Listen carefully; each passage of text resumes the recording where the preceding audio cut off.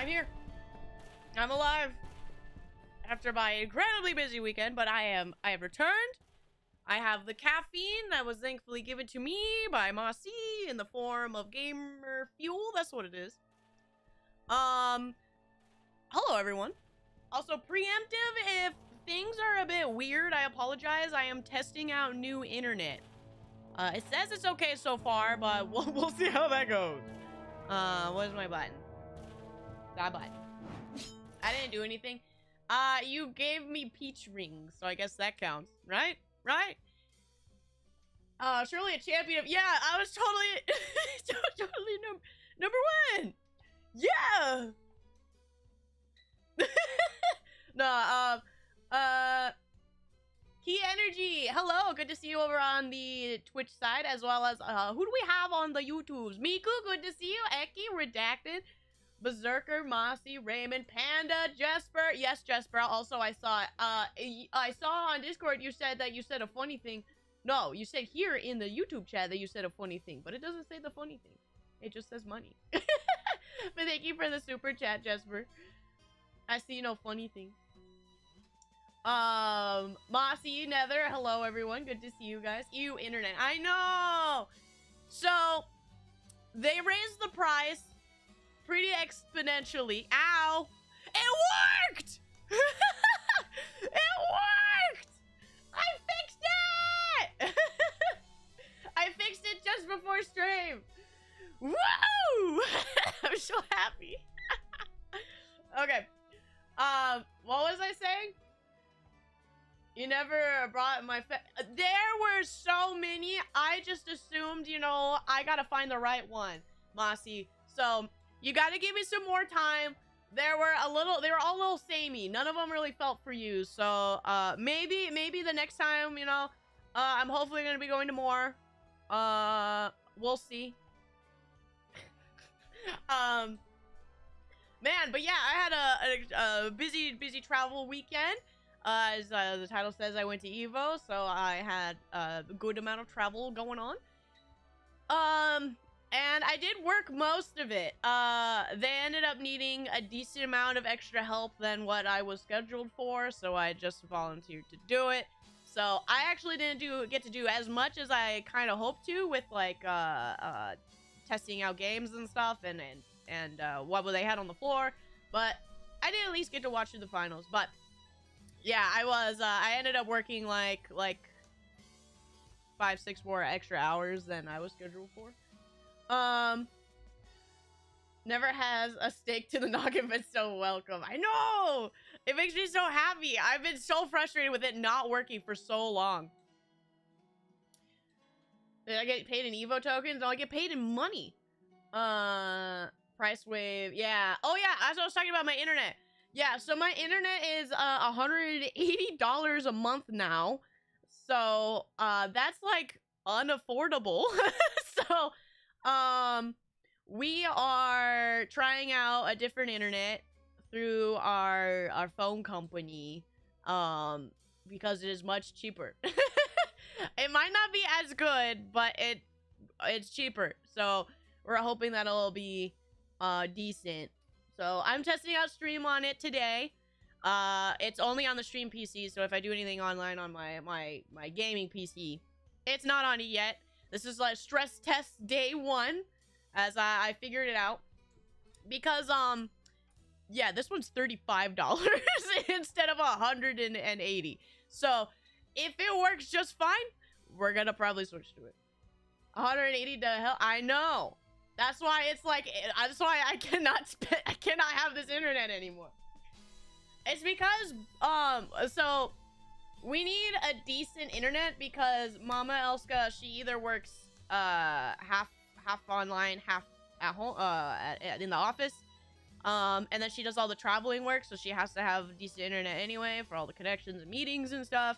And then I also do my you know, I have the streaming, so I pay for my share. But now it's just kind of like they upped it by like $30 and we're just like, okay, how about no?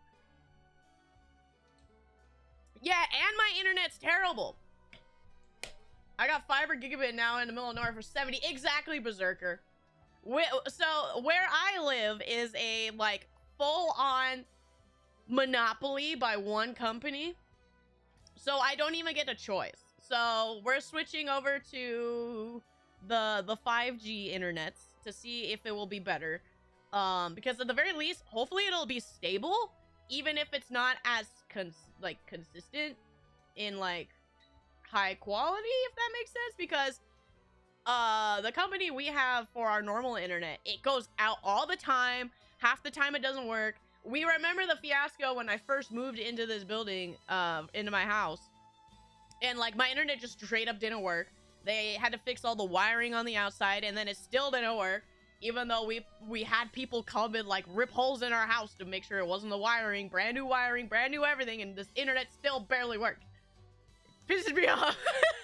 So there you go. How much was it when you guys first had that? Good question. I think it was 100. So they almost doubled the price by what, 3 years since I've lived in here, in this house. But yeah, and my internet's that bad. But yeah, they're straight up a monopoly. I have no other choice. Like if I want any solid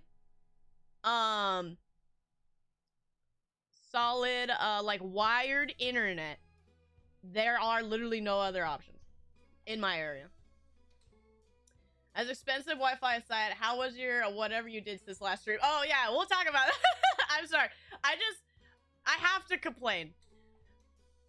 My record with internet makes me so mad.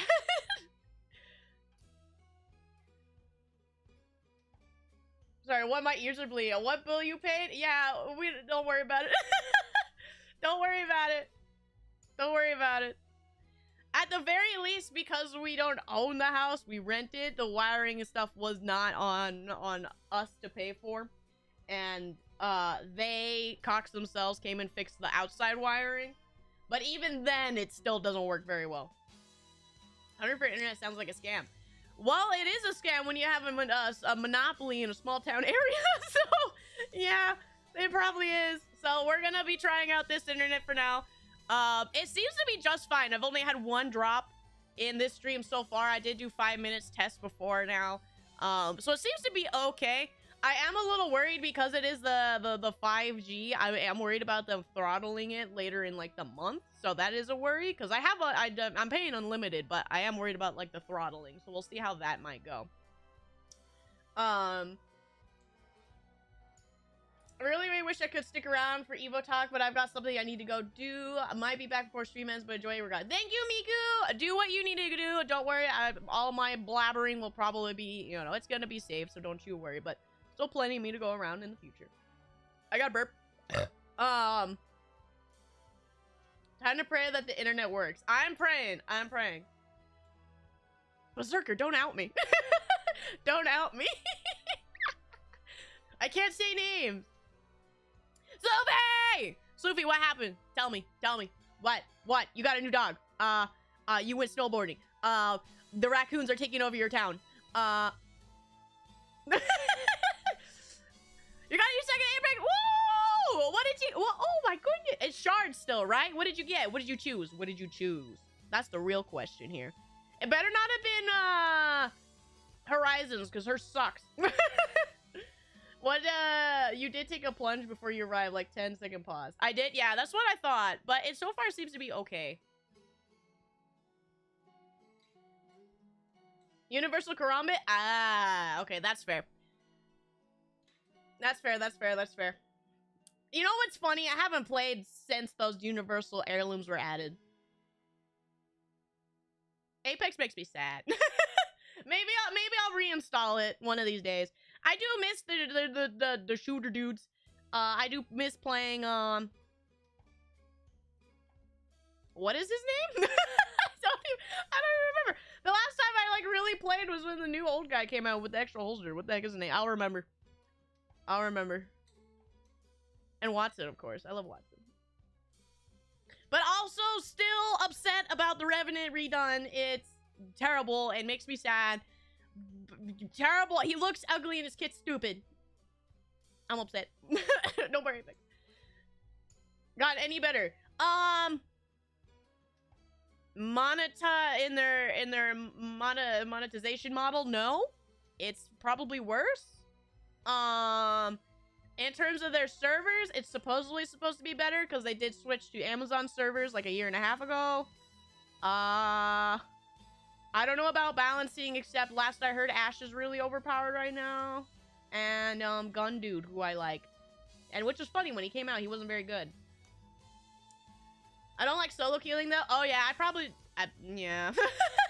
I mean, you know me, I like rank and try harding, so maybe if I do play, I'm gonna make you play with me, Sloofy. Maybe I'll put you and Gotenks in my squad, and then I'll bang my head on my keyboard and not feel as bad. Your husband, Mirage. You know what? He hasn't even called me. If he's my husband, did he divorce me too? Is he my only way to Chris Redfield? Don't get my hopes up. Just for you, I will at least download it overnight, and we will see what happens from there.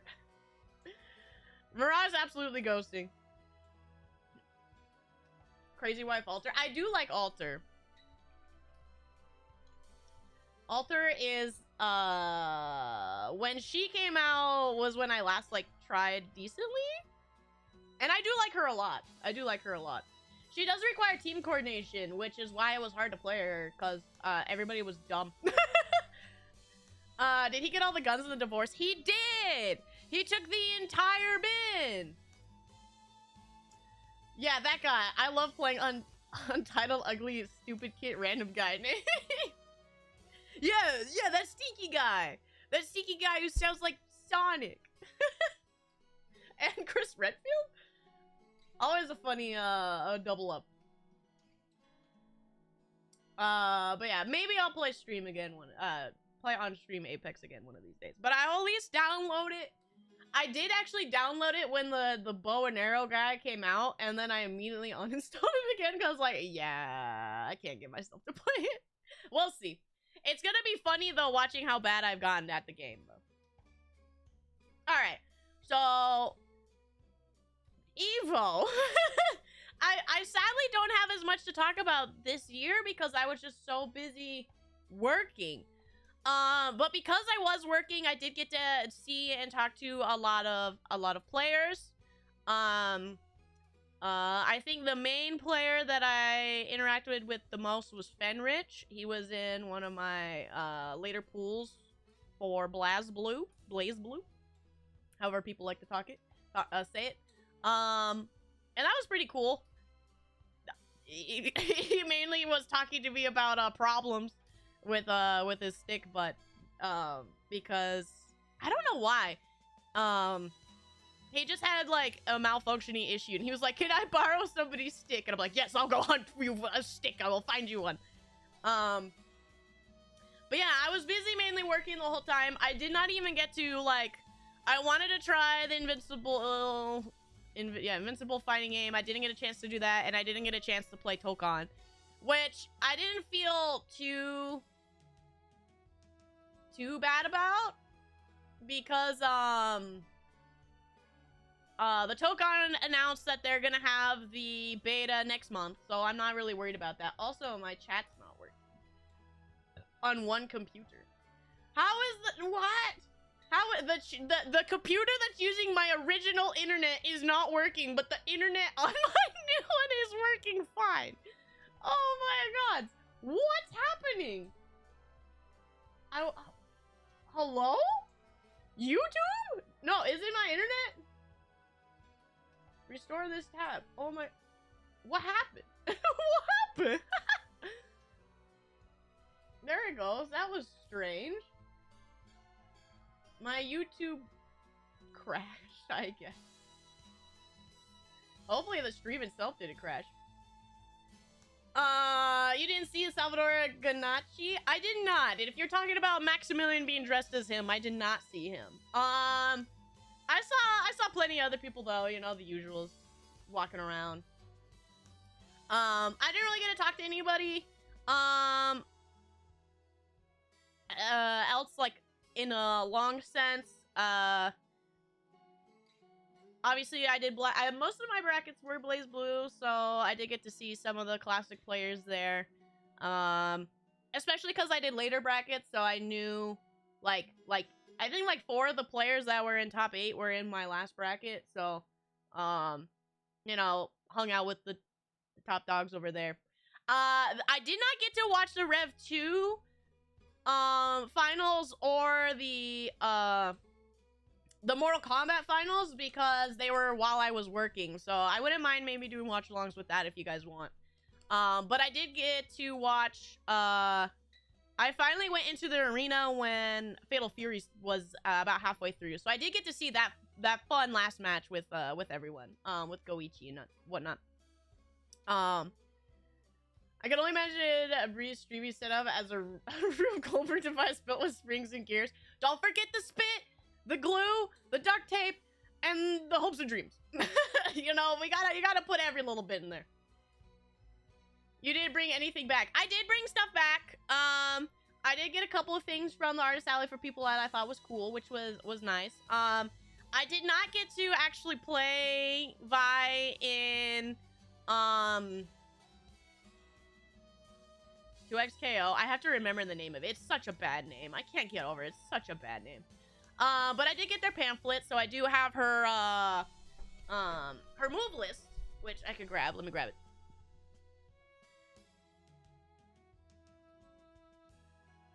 Alright, and so let's see. And I can put pictures of the pamphlet in there if you want. It's the same. It's basically the exact same one as last year's, just they put Vi in it now. How was the dead pool? I did not do very well. I went 2-2 in my pool. But that's because I'm out of touch and I don't play enough fighting games. And I hope now as my work's redoing of stuff is about to finish up, hopefully I'll have more free time and actually get to play fighting games. Didn't bring back a phone number. No? Who was I supposed to get a phone number from for you? I have to hit the bully quota. Oh, I'm sorry, because I was gone for a few days. You have to catch up. Also, hi, Cloudy, if I didn't say that yet. But yeah, the only thing I could really say is, like, I don't know, 2XKO, I need to be able to play it again with the current renditions that they've done to it. Because, the last alpha test, beta test, whatever it was terrible. The game sucked. So I'm hoping that the more recent fixes and stuff work. So you went deep sea diving in the pools. Hey, going 2-2 means I got out in like the top 100. All right, I'm in the top 100.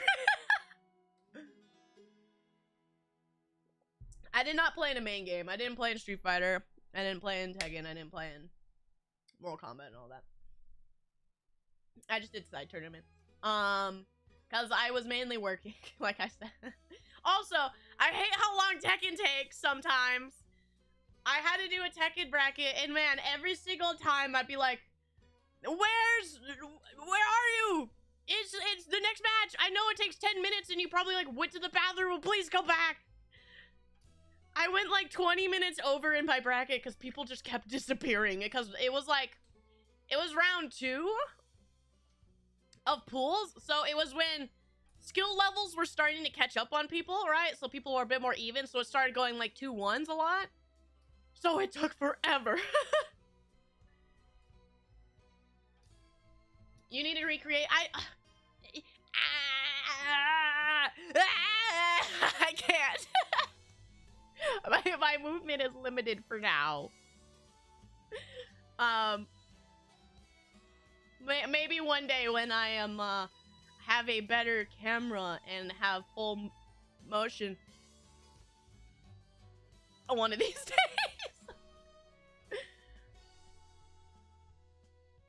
She's trapped in the cage of her body. Yes, I am. One more till quota is reached. All right, give me what you got, Smelly. I'm likely in the bottom 100. Can't play fighting games. Hey, can't play doesn't mean. Like, what do you mean you can't play it? Oh, don't play. I read that wrong. Don't play. That doesn't mean you can't make it. Just play games. I'm tired. Just play games. So I have no idea what all this means. Basically, mumbo jumbo to me, but I pretend like I know what you're talking about. Okay. Jesper, a basic rundown. So, Evo is the world's largest fighting game tournament, and they have it in a open bracket format, so anybody can sign up. And it is a double elimination, so it takes 2 losses to get knocked out. It goes over 3 days, and round 1, round 2, round 3 is like the chunk of the bracket, right? So it's round 1 is like the first round of people playing, round 2 is the second round of people playing, etc., etc. And I work those because they need people to manually input everything, right? Because it is open bracket, and you have to take all of the information and write it down so people have the scores correct and whatnot, right? I was a referee, to put it bluntly. I was a referee.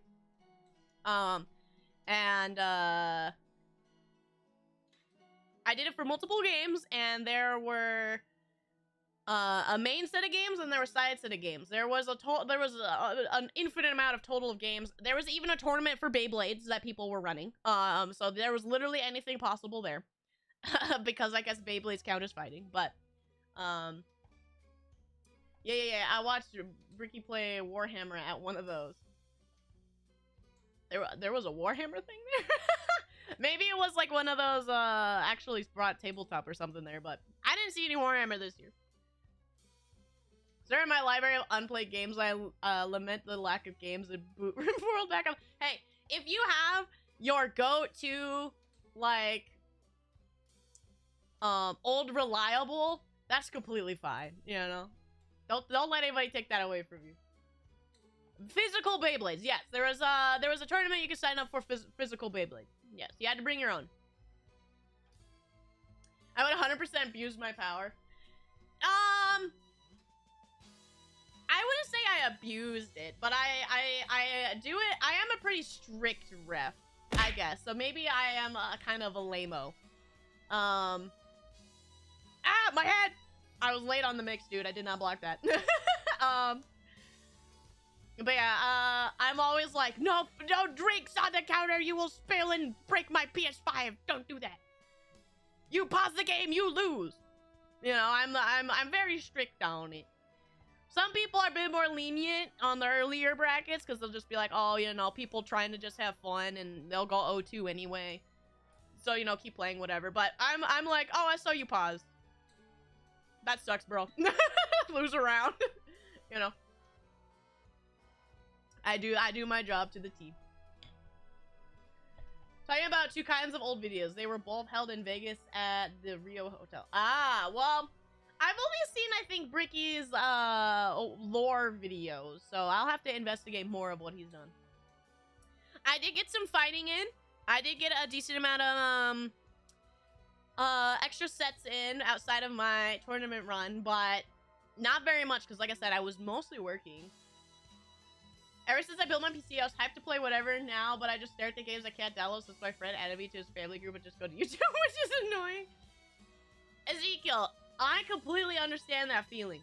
I get very overwhelmed with how big my library is. I usually go to, like, old reliables as well. Yeah, I did enter into one game, and I only went 2-2. I don't have any muscle. I didn't do well, but I did the minimum of what I wanted to do, which was 2-2. 2 wins, 2 losses. But yeah, Ezekiel, I'm the same, and it takes, like, you need that one game to push you into enjoying, like, games as a whole again. I don't know. Oh, I ran into my microphone. In my opinion, that's, like, how I go through with my phases. Or even, like, an event, you know. I feel a bit more invigorated about fighting games now that I went to Evo. But stuff like that is what you need. Hi, Bob! Hilarious guy. Maybe. The only bad part about watching other YouTubers' content on stream is more than likely it gets claimed. Especially the bigger they are. I'm not sure if I want to do that. Getting out of boring moods. I mean, Jesper, that dude has a way with words at the very least when I watch his videos. I just play Minecraft and Apex. If that's what fills you with joy, that's all you need. You met your goals. I did meet my personal goal at the tournament, and that's all that matters. Oh, Scream went to sleep mode. But I did get a decent amount of pictures as I could, so I'll bring up some pictures. The one thing I really liked this year was the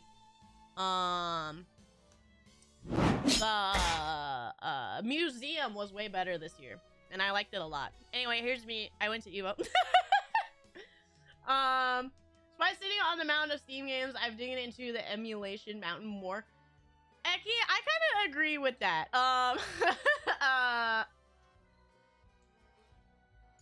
The library of older games is way more, like, enticing to me.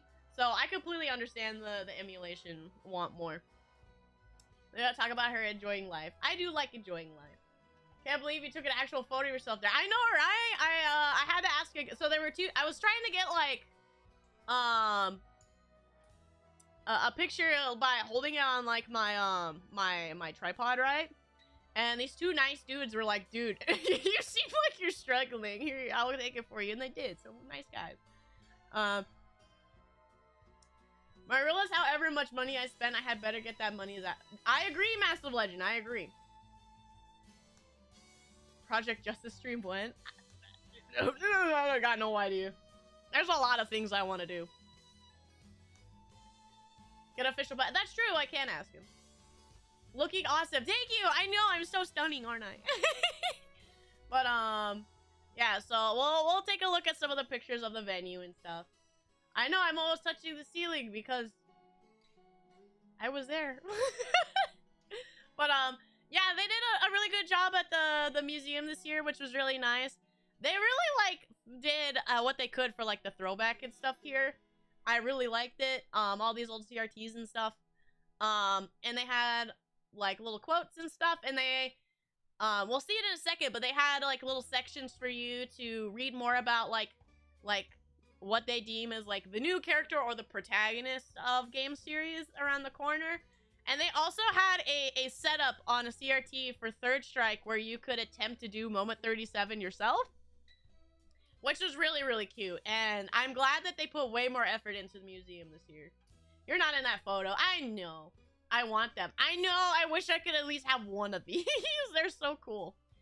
But yeah, they had a museum of all the different sticks like they did last year, so you could see all of like how things have changed.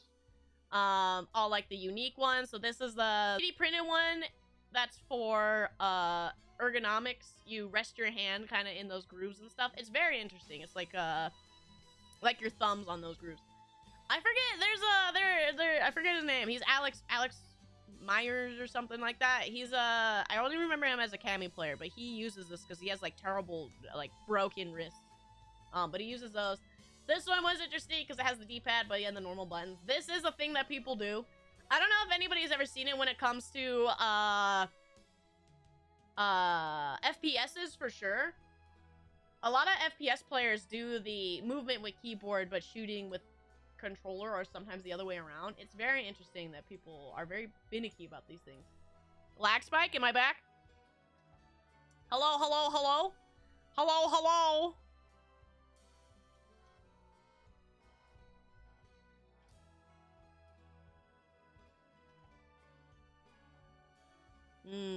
That is my one worry about this internet. Hello? Hello, hello? I see this is your first time as a security guard, guys. Hello, hello? They get a little funky. These controllers get a little funky at night.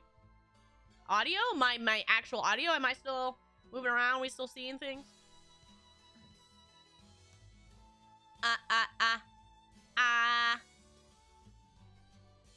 Let me see. Let me go check my stream.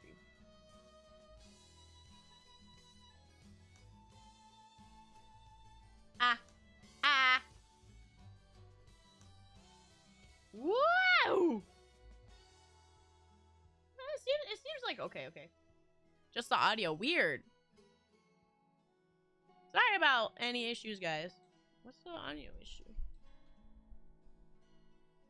Yeah, the 3D printing one is looking a little weird.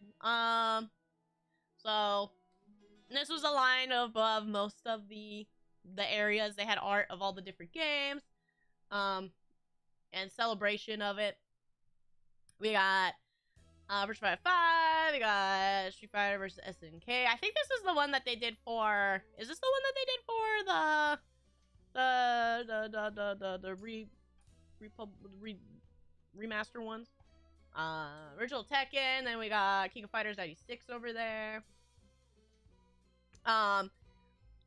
These sticks are really interesting with the built-in cover. I don't know how, like, is it magnetic or something? Because I feel like I would go insane trying to carry this around. Kappa versus SNK. Yeah, my brain was like smooth.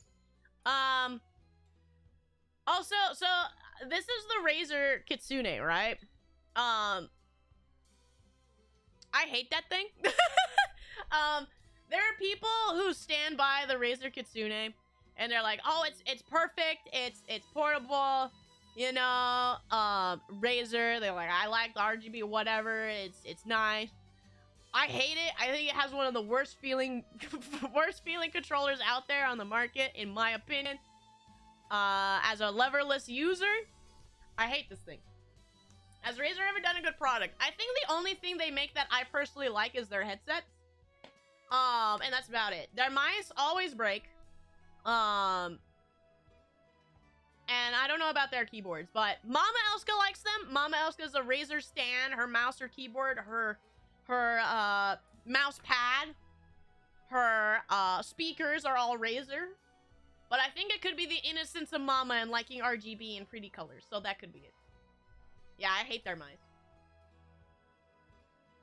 I don't have any muscle. Of course I'm going to be making monkey noises. That's like my main thing here.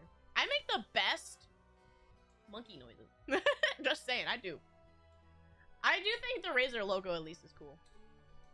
Are these alien wannabe controllers? They look like they were made by toddlers using Lego on a blackboard. And they gotta figure it out somehow. But here's more classic controllers, obviously. So this is like, they start from the oldest to the newest in this line here for PlayStation, which I think is really cool.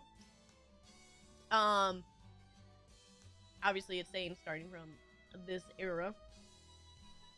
I think it is interesting though when you see specifically like Virtua Fighter controllers. I don't know if they have any here, but I've seen them in the wild. The 3 buttons, I think they are, right? It's crazy. For the older games, that is. I think it's like Virtua Fighter 4 turned into a 5-button fighter or something. Pre-2013, Death Adder and that super high-end wireless mouse they have served me really well. Mama Elska would agree. She's only had to replace her mouse once. And that could be because she does play a lot of Path of Exile. So there is a chance she is just wearing that thing out daily. You got a resale Monster Hunter PSP? Which one? Usually Monster Hunter PSP is not very expensive, to be fair. Yeah, like here's a Soul Calibur one. I don't think they have like some of these are all for PlayStation only though, I think. So they don't have any of the cool like Xbox exclusive ones for like Mortal Kombat and stuff. Or even like the cool old Dreamcast one and stuff. That one's not here, which sucks, if I recall correctly. Been fun for a slight time. We have been online slightly. Gotta go now. Bye, Jesper!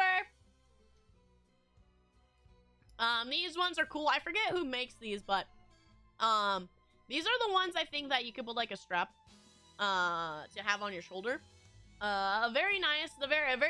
They look very light. I forget who makes these ones, but they are quite nice. Because every year at Evo, they do have almost every single controller maker makes exclusive controllers that you get only at Evo. So these are like their exclusive ones that they've had. I do think the Poker Chip Evo logos are cute. This one was for the Evo Japan. I forget who makes these ones. I forget who made these ones. Hello Kitty PSP. I don't even have a PSP. I have a PS Vita. I'm very lame.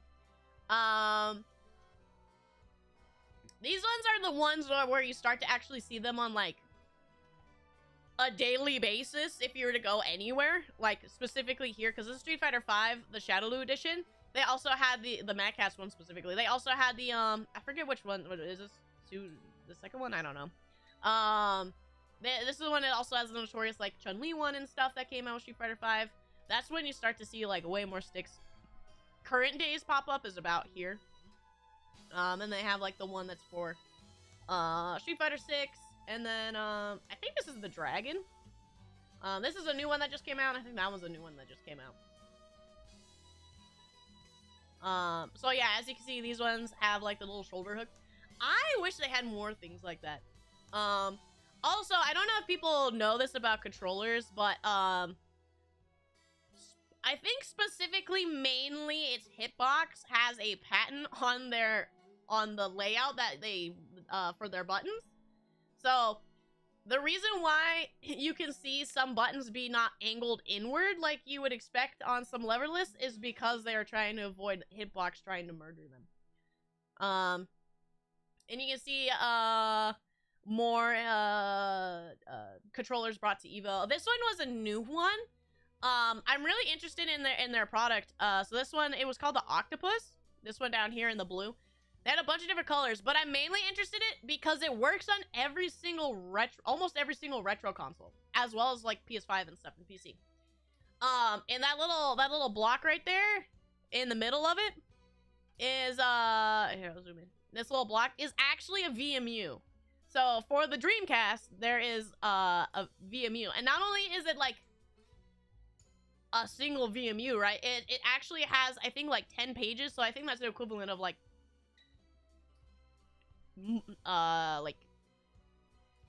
is it like 10 VMUs, right? So there's like so much storage space in this, just as the controller, and because it can plug into your PC, you can transfer your save data to your PC. So if I, like, for example, were to lose my Legacy of Kain file again, it would hopefully just be on my PC. Hi, Great Star. Yeah, so here, let me look them up. Octopus fight stick.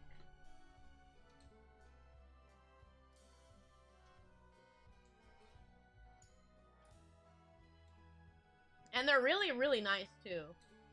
The ones that they had at Evo, I think, were exclusives because they had like specific art on them and stuff. But yeah, if I look at this here, product info. Can you tell me all of the systems it works on? But they were telling me about what's on them, right? So it could work on like like Dreamcast. It could work on a PC engine. It can work on a Genesis. It can work on a Saturn. It can work on a PlayStation 1. Like it can work on literally everything. I wish I could show you the back port. I don't think the online pictures have a picture of it, but it has every single like controller port on the back. It's really, really cool stick. Not only is it really cool because of that, it's also still cheaper than this dude over here. this controller right here is the Victrix, the licensed one from Sony. I think you know him, know the Victrix brand from, I think they're the same people who do Turtle Beach or whatever, the gamer products. But yeah, they're licensed by Sony, so they only work on PC, PS5, and they're $500. So $450 for this one, $450 for the one that works in every single retro console almost, and works on PC and PS5. $450. This one that's PS5 and PC only, and then has a handle. Bro, you're paying extra for that handle. $500. Hi, Juko. I was playing the host girl and anime and played Gold She and was hyped that she kept restricting my training. Was annoyance came back. That creature makes me angry sometimes. It makes me angry when I see that I have like a triple rainbow training and she ignores me. That's definitely one of the things that gets me going. Where's the controller that he preferred the perfect? I don't actually know what controller he used back then, Warrior. That's a good question. I actually don't know. What version of Third Strike did they play at that Evo, actually? Which, I'm assuming it was an Arcade Perfect port, so I want to know which, like, was it on, like, a board, a modded board or what? I don't know, actually. I'm gonna have to look that up.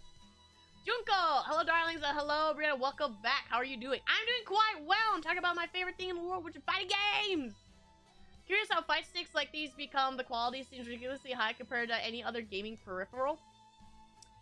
The thing that's interesting to me is that smaller companies and smaller, like, individual produced sticks are always going to be cheaper than whatever the licensed product is. I mean, for just a PS5 controller, you're paying $70 without tax and stuff. And I think actually that's not even the price anymore. Haven't PS5 controllers gone up? Let me check.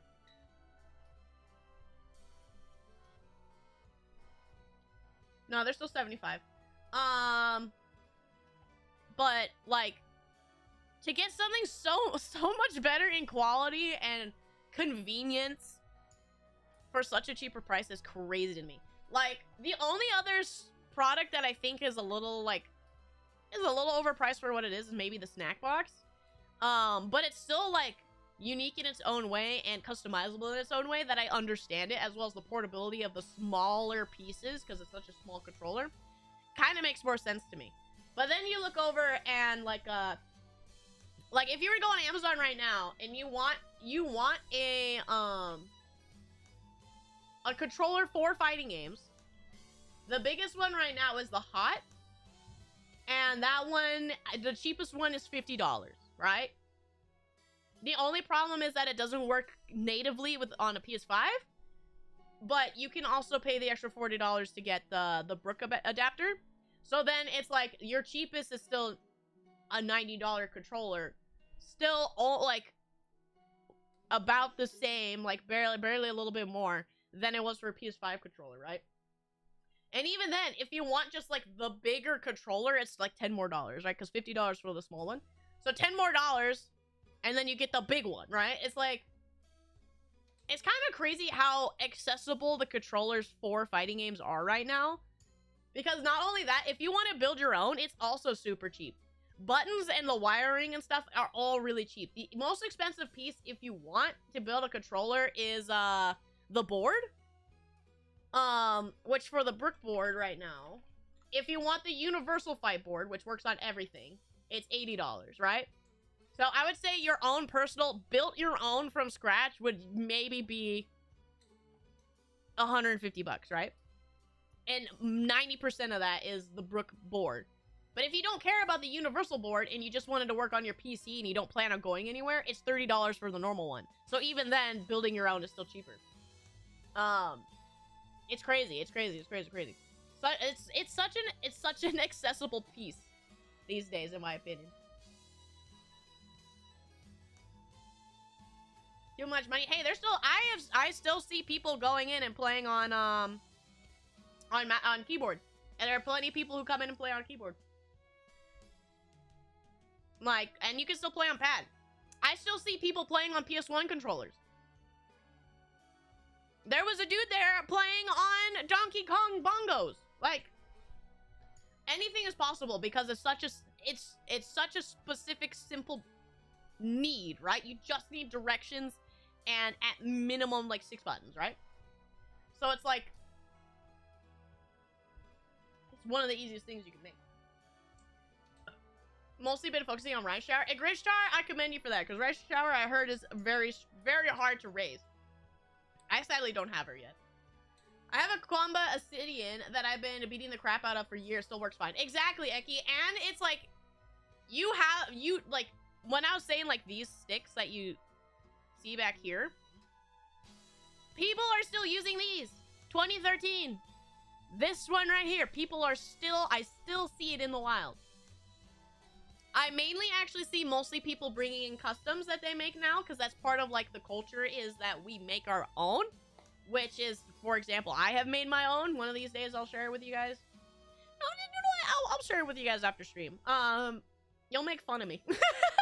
But I've made my own, and then for travel, I have my travel size ones, but even I have made my own. Oh yeah, so here's the Evo 37 experience. I didn't want to force the random guy that was there doing it. I was trying to wait till he was done playing, to take a picture. But right here is a CRT that has Third Strike right here, and obviously the evil parry cardboard cutout. Hi Exis. I wouldn't even be salty if lost to someone using bongos as a controller. Igristar, I've seen bongos. One of the coolest ones I've seen aesthetically are two Guilty Gear ones. I've seen one that is somebody made to look like Gold Lewis's coffin in Strive. Let me see if I can find it. And then somebody has made the Mark III into a controller as well, which is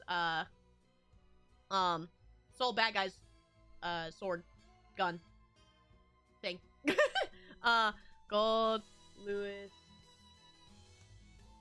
Strive Gold Lewis controller. We'll see if I have that person pops up. Leverless controller. I'm pretty sure it was leverless.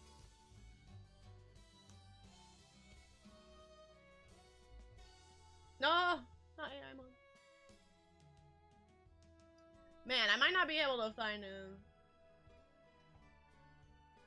But yeah, somebody made it of the coffin. I'll just pull up a picture of Gold Lewis and show you. But here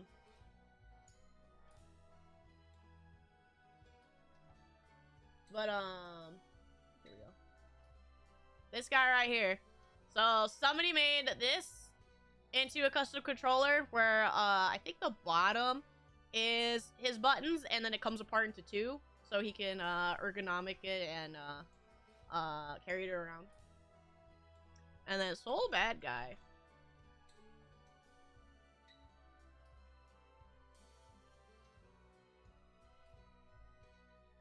And then I saw somebody made Soul Bad Guy's weapon. So this that he holds, somebody made that into a fight stick as well. And then I've seen even to the lower end. I've seen pizza boxes. I've seen trash cans. I've seen what was another weird one I'm trying to think? Oh, one was made into this dude's bag. Like their backpack here, like a normal backpack, and then he would just put the backpack on his lap. Like it was on like a solid piece on the back or something. I've seen lots of weird ones as well. Have you heard of the guy that made it to the highest rank of Valorant using an Osu tablet? I'm not surprised at all. It's not like it's the... To be fair, if a game requires pointing and clicking on someone's head, having the accuracy of with like a stylus to click on their head is probably kind of cheating. I wouldn't be surprised. But yeah, so here's more of the museum.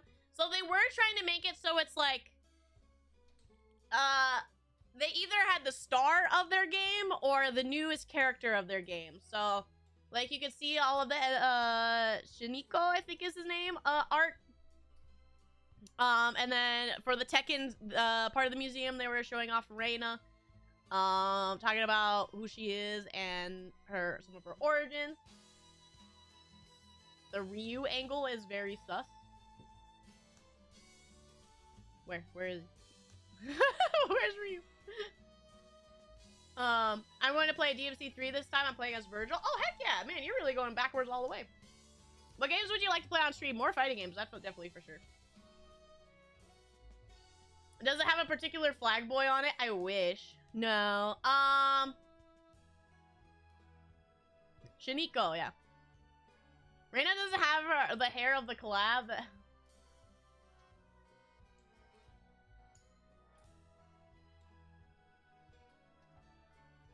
Wait, what? I'm so confused. What did I... Where's Ryu? I don't know, man.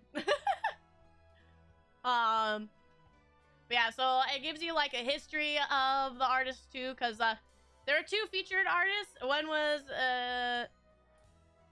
I hope I'm saying Shinkiro. I'm sorry, Shinkiro is his name.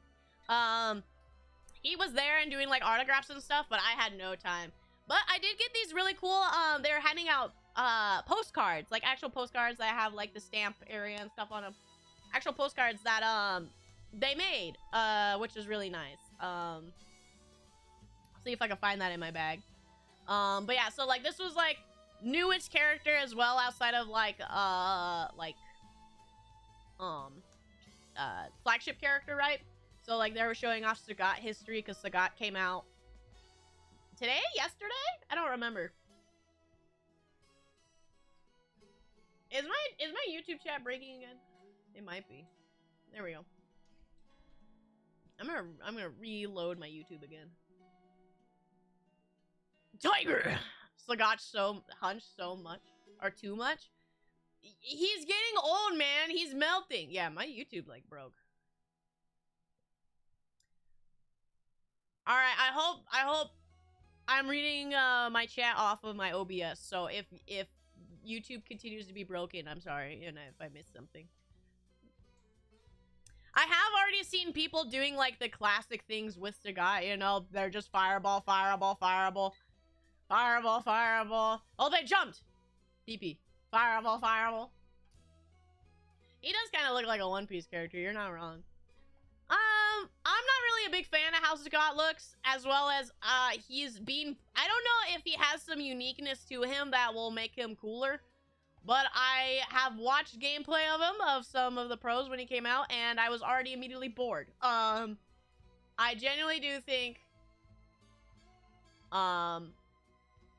that it's pretty boring. But some people like the simplicity of, like, his game plan, right? And I won't take that away, but for me, he's very boring to play and very boring to watch, in my opinion. One day I'll manage to make time and actually go to Evo at once. It is an experience I think that is worth it, but I also don't think it is worth it more than once unless you conveniently have a way to go in there and make the most of it. Because one, it is getting very expensive, and two, like, it is so narrow in what you are doing there. If you're not there specifically for two things, and that is tournament play or doing the casuals, it kind of doesn't have anything else there. The artist alley was way smaller. And anything else you can watch online, right? The only other thing would be like exclusive merch, but even that's like barely worth it. Normally I would buy like one or two things from the Evo merch, like a pin or something, but they didn't even have anything worth it for me this year. I didn't even bother. But it's like, the casuals are really what it's for, to meet people from all around the world.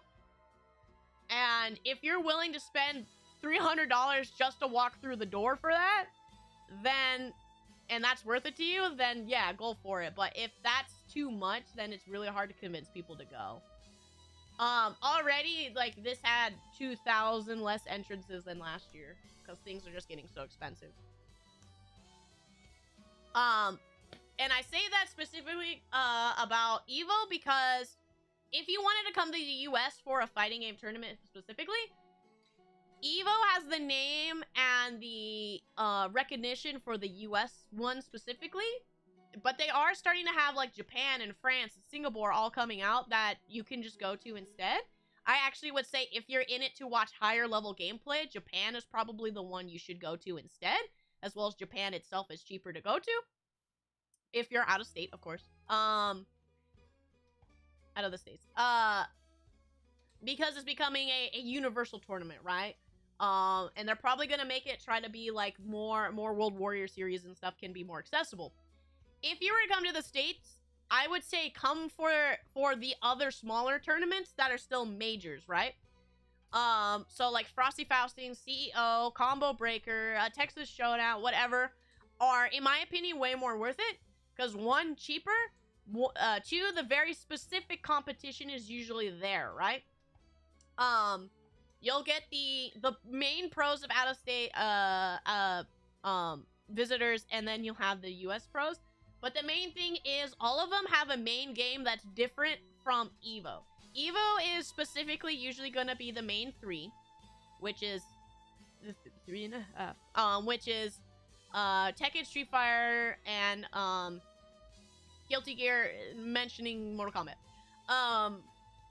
Whereas if you go to Frosty Faustings, for example, you're going there because you're an anime player, right?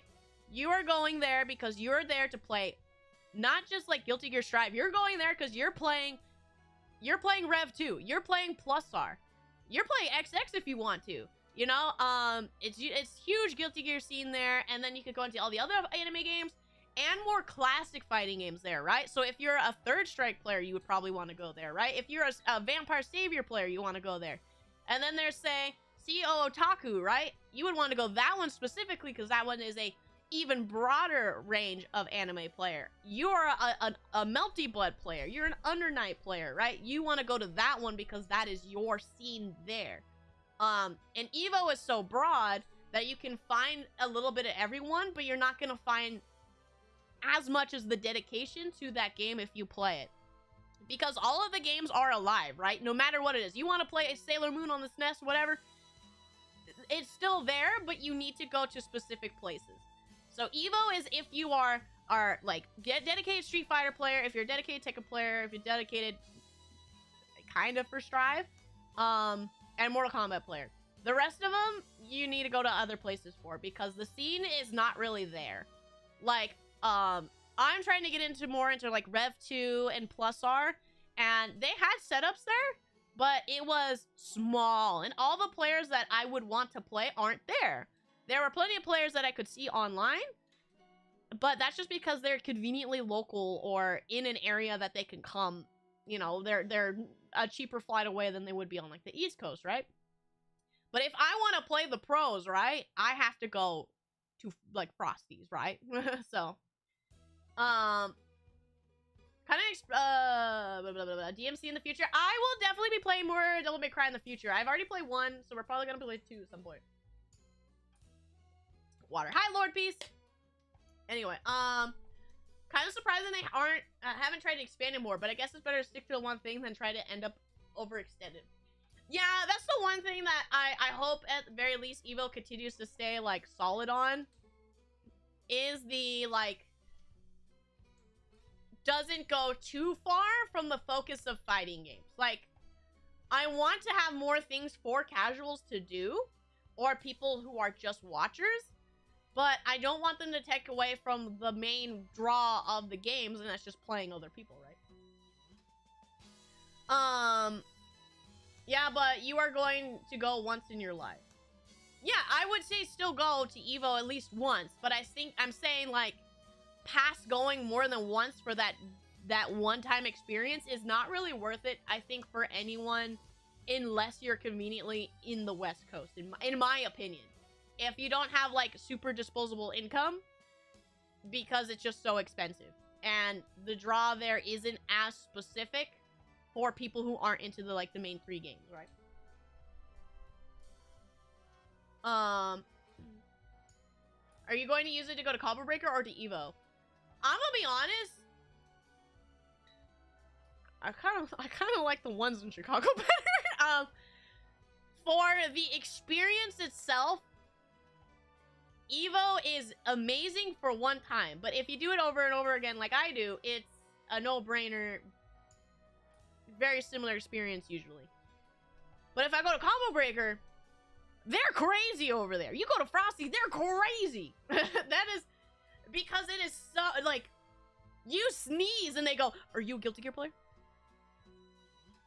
You know, you scratch your nose and they're like, "That means you play Grand Blue." You know, like people will approach you because they expect you to already be in their, like, little circle, right? So you already are walking in there basically having friends. It's very interesting when you go there. Yeah, don't turn Evo into a Funko Pop store. How many people go to Comic-Con and have no interest in comic books? Oh, so many, Redacted. Because Comic-Con has expanded to be, like, they have comic-centric stuff, but it's, like, it's media in general now for Comic-Con. I have zero interest in going to Comic-Con because, like, 1, too many people, and 2, it's just so overwhelming. Like, there's too much. But at the same time, every time something becomes too normie friendly, it basically dies. Exactly, Raymond. That's why I'm like, can we keep it, like, expanding a little bit toward the normies? like we've already done, right? They have the artist alley, they have the showcase, right? The showcase is like little games, talk shows, and panels and stuff that you would have at a normal convention. And then they have like the cosplay contest and stuff still. But those are all decently separated still from like what everybody else is doing, you know? Which is like sick, right? Like they still have that focus on what people want from there, right? But they have it so like the people who still love these games but are, say for example, really bad, have something to do. Do you play Dragonfall Fighters? I have. I used to play it a lot. I do not play it like at all anymore. Our nerds derogatory. Berserker, so true. So true. But yeah, here's the... I find it so funny that they have Terry Bogard and it says, quintessential SNK fighter. He wasn't always. Just saying. And then they got the Strive. If there's one thing I want from Strive is I wish Daisuke did more art from his soul. S-O-U-L. Because if there's one thing that will always live in my heart that's Guilty Gear is his art. And I want him to do more. I don't mind how Strive looks, but there is such a specific feeling for how especially Plus R looks. I love the aesthetic of Plus R so much. Like, this stuff goes so hard. I love it so much. And I hope Daisuke does more, but I don't think he will. The last thing, if I recall, that Daisuke did for art was the cover of, like, Blaze Blue or something, if I recall. Don't scare away too many normies, but filter out the tourists who come in bad faith. Exactly, Raymond. That's what I'm saying. But... Raymond, if there's one thing I will give credit where credit is due, I don't mind if normies who come who have no idea what's going on. One, they are giving the tournament money, but I want them to come when they are still participating, right? I went, so about 2 years ago, I think, I was just walking through the door. I was putting on my my uniform for working. And there was a guy coming in, walking by me, and he was like, he had just like a PS4 controller, and he was like, I don't know what's going on, I don't know where I'm going. I'm like, oh yeah, I'll help you out, whatever. And he was telling me, yeah, I got diagnosed with terminal cancer, so I am just going around and doing everything that I see that I just feel like doing. And I'm like, hell yeah! Like, this dude walking into the most foreign thing, doesn't want to know and wants to at least see this experience of this little niche part of life. And I thought that was the coolest thing. And I hope he's well. I hope he got better no matter what. But I was like, dude, that is like beautiful, right? That guy's goal. So even if you are a normie who has no idea what's going on, whatever, if you're still willing to participate in the things that are happening, that's all I care about. Yes, Nether, I understand, but I hope he at least had an elongated life. I know what terminal means. Bye, Junko. Yeah, that dude is a king. Straight king. I appreciate that guy very, very much. I forget where he said he was from, too. He was foreign. He was from a different country. I agree, Nether. I agree. But yeah, I hope he had a great time. Oh yeah, so here's the Invincible. I will be honest, I didn't realize that I actually forgot that they had the gore models viewable. But I'll be honest, as a person who doesn't really know anything about Invincible, I don't really care about the game yet. And I hope they have a beta in time, because that's what I need. I need to play the gameplay for really to care. Because the IP I don't care about. Just like how Tokon, I don't care about the IP. I'm not a Marvel person. I have really no interest in these characters at all. At the very least, any of the Marvel characters that I think are cool are not quite in it yet. I think the only one I think is cool is Ghost Rider. I'm not a Captain America person. I'm not an Iron Man person. Storm's kind of cool, but yeah, I don't like. I'm not sitting there like, yeah, Spider-Man. You know, I don't care. So these characters, especially with like the superhero fatigue in general, I am very much turned away from it. So I really needed to have a free open beta for me to decide if I like the gameplay at least. Can we talk about how ugly are the stages of Invincible? Yeah, the game. Here, let me pull up some gameplay. YouTube, Invincible fighting game. Gameplay trailer, Omni-Man, gameplay trailer. Can I just have a high-level gameplay? Here we go. We'll watch this. We'll watch this.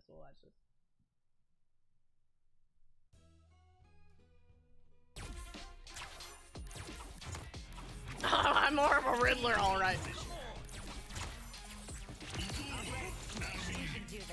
Also, tag fighters are I am fatigued with too. I'm tired of them being like... It really sucked when they brought it into Mortal Kombat, but now that it's literally becoming every game, I'm like, please no more. I want to be able to have one character I deem that's mine, you know? It's part of my identity. I don't mind tag characters, but it's like, I don't know. I'm so tired.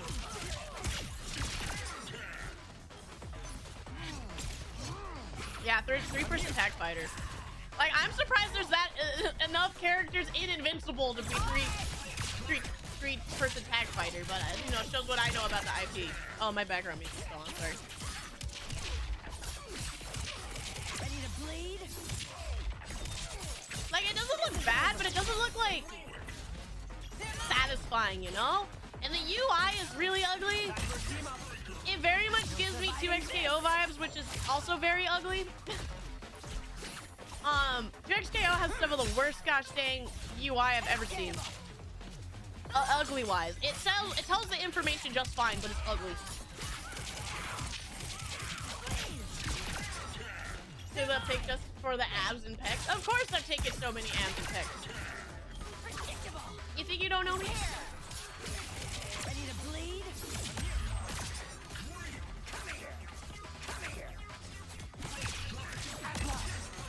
Like, it's neat.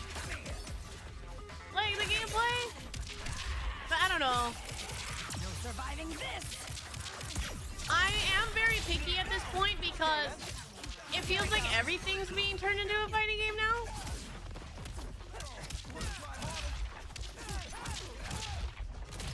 I don't know. I like that it's bloody. I give it credit for that, but does it reset to neutral? It does. It's Dragon Ball! Dragon Ball does that! It's still ever Dragon Ball! Ah! Sorry. Worthless. Come now. Fuck you. Here. Oh, Dragon Ball. I'm ending this. Incoming. Like, at the very least, Dragon Ball has so many characters that it makes sense that it would be a 3v3. But I don't know. I don't know who any of these are. Why do I want them? Who are they? I'm gonna be a PS1 fighting game that had more original mechanics than Riot's new game. I know. Again, in my opinion, 2XKO, I'm waiting to fully have an opinion till it's closer to release, because they do very drastic changes every single time they do a patch. So I'm being patient as best as I can, as much as I think the game looks not great. But I'm gonna continue to be patient. Get to safety. Coming in hot. Go ahead. That's interesting. Try for your father again. The tag switch doing damage? I don't know if I like that. Yeah, how you like this? New Bloody Roar? Good question. I would love a new Bloody Roar. Just fucking die! But I do think the better looking ones play bad, while the less visually interesting ones play much better. Also no solo mode. Yeah, that is a huge problem as well, is like so many fighting games are coming out and not having solo content. And if it does come out with solo content, it's bad. For example, Mortal Kombat. It's one of the things that made me the most upset about Mortal Kombat was its lack of solo gameplay. The new Hunter x Hunter gameplay came out, and it has nothing. It has nothing to do. And it's like, the people who want to buy that game, if not a fighting game player, are the Hunter x Hunter fans. So you literally put in nothing for the fans. It's so weird. Not everything is Dragon Ball. I wish everything was Dragon Ball. I know that people don't like Dragon Ball Fighters, and that's fine. Your opinion can be wrong, but it's in, like, at the very least, my top 5 fighting games, and I think in my top 10 video games of all time. It gave me my wife. All right, it gave me Android 21, and I will die on that hill. She is my wife. And I will fight for her. Made up my mind. Riot equals pass for me. I don't trust Riot Games. They've made League. Crumpets. True. I've already had the tangent I've said before about Vanguard bricking my computer. I don't trust them at all. They're kernel level bullcrap. I have no trust for them at all. The only reason why I have any hope for 2XKO is not because it's under Riot, but because video game veterans are the one making it, which is why I have some hope. I can't remember all the names off the top of my head, but there are names from the community who are the gameplay creators, right? They're the ones that are doing the balancing and stuff. So that is why I have some hope, because they are classic veteran names that are carrying the gameplay specifically. So I'm hopeful that they'll pull themselves out of the mud and figure what they want to be out. And it will turn out to be okay. Will I play it more than once? Probably not. But I hope it ends up still being decent. Best of Street Fighter 6, they made the entire system World Tour that most noobs will never play. No, actually, I think most people that I know have picked up Street Fighter 6 actually have played a lot of World Tour. When I, like, try to figure out how to play World Tour and, like, unlock the costumes, I'm like, what gift do I have to give to Chun-Li, right? It's just random dudes that are playing it on the PS5 or whatever. You'd be surprised how many normies just play the arcade modes and stuff.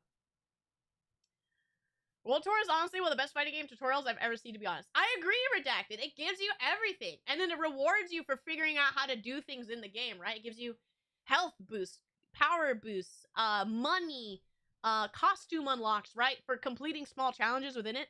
I agree. World Tour is fantastic. The only bad thing is it takes up so much space. Which is why you can download, for those who don't know, if you own Street Fighter 6 and you don't play World Tour, you can specifically install it without World Tour. It's in the DLC section on Steam, or when you download anywhere else, it's there, you know, whatever. But, and here's Hyde, my boy. Beautiful. I definitely wanted to try to put in more time in Under Night one of these days. I do love French bread games.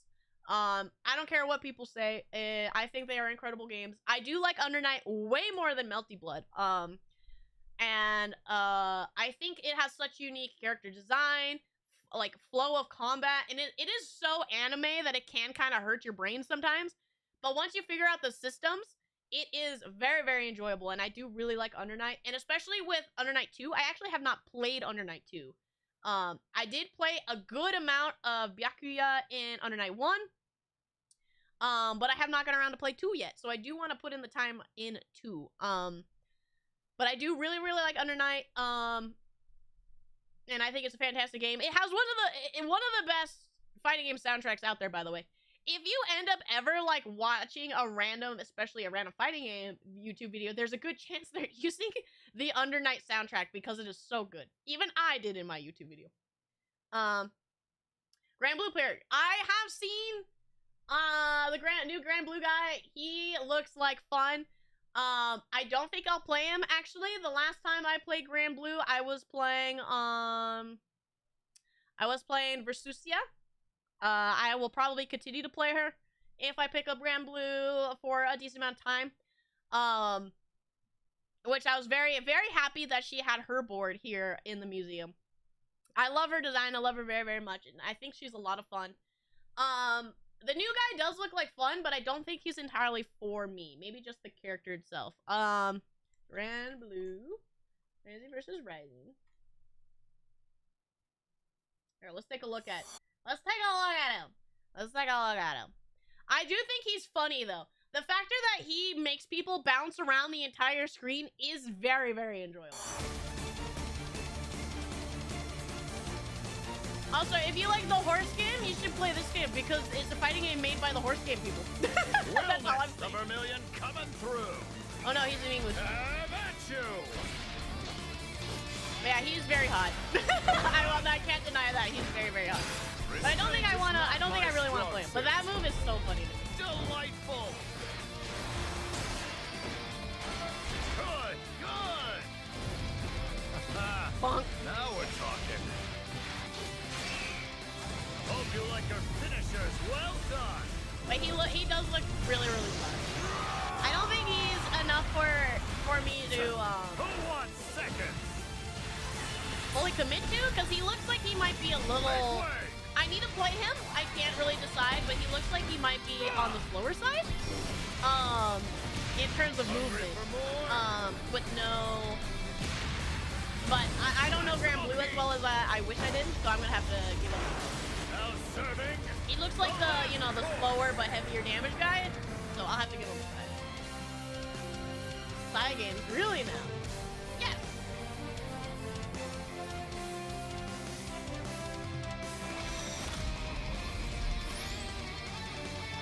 Guy Fair is good. Oh, the patch changes. Oh, I know they completely neutered Belial, right? I did see that.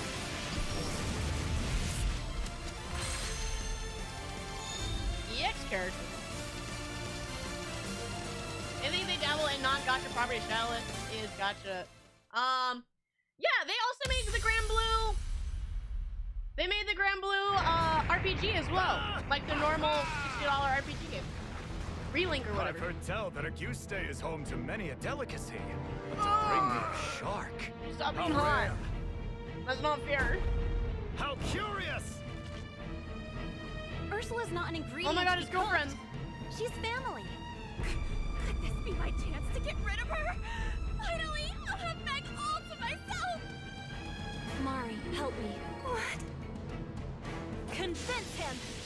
Okay. Oh my god, they're girlfriends. That was fun. But yeah, I need to give him a try. I need to know what he actually is like. Cause visual does, in my opinion, doesn't always sell me on the gameplay of a character. I do need to feel them in my hands. It's one of the most important things in a fighting game, in my opinion, is the feel of the character. But Virtua Fighter, good old Akira. Oh, the Virtua Fighter gameplay looks really nice. I love the silliness of Tekken. Don't get me wrong. But the cleanness of what's going on from Sega does give me like a different form of satisfaction, and it makes it so like the clearness that you can see in the game. I'm really hopeful for. It already is pretty clear of what's going on in Virtua Fighter 5. So with Virtua Fighter 6, I'm pretty hopeful, especially as I played a little bit of Yakuza and stuff so far. I am very, very hopeful. But let's give Sega's YouTube channel my views because we love Sega. Sega. Also, what is it, the Japanese game show? Whatever, when is that? That's when they said they're gonna show more stuff. Also, this is Akira, right? This is like old man Akira. Right? Ready, go!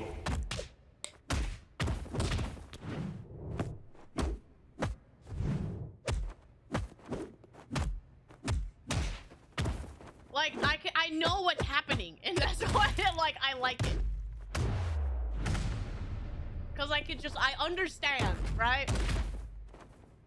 There's no big particle effects from hits and flashy lightning bolts and stuff. I just see attacks, and I can tell you what's happening.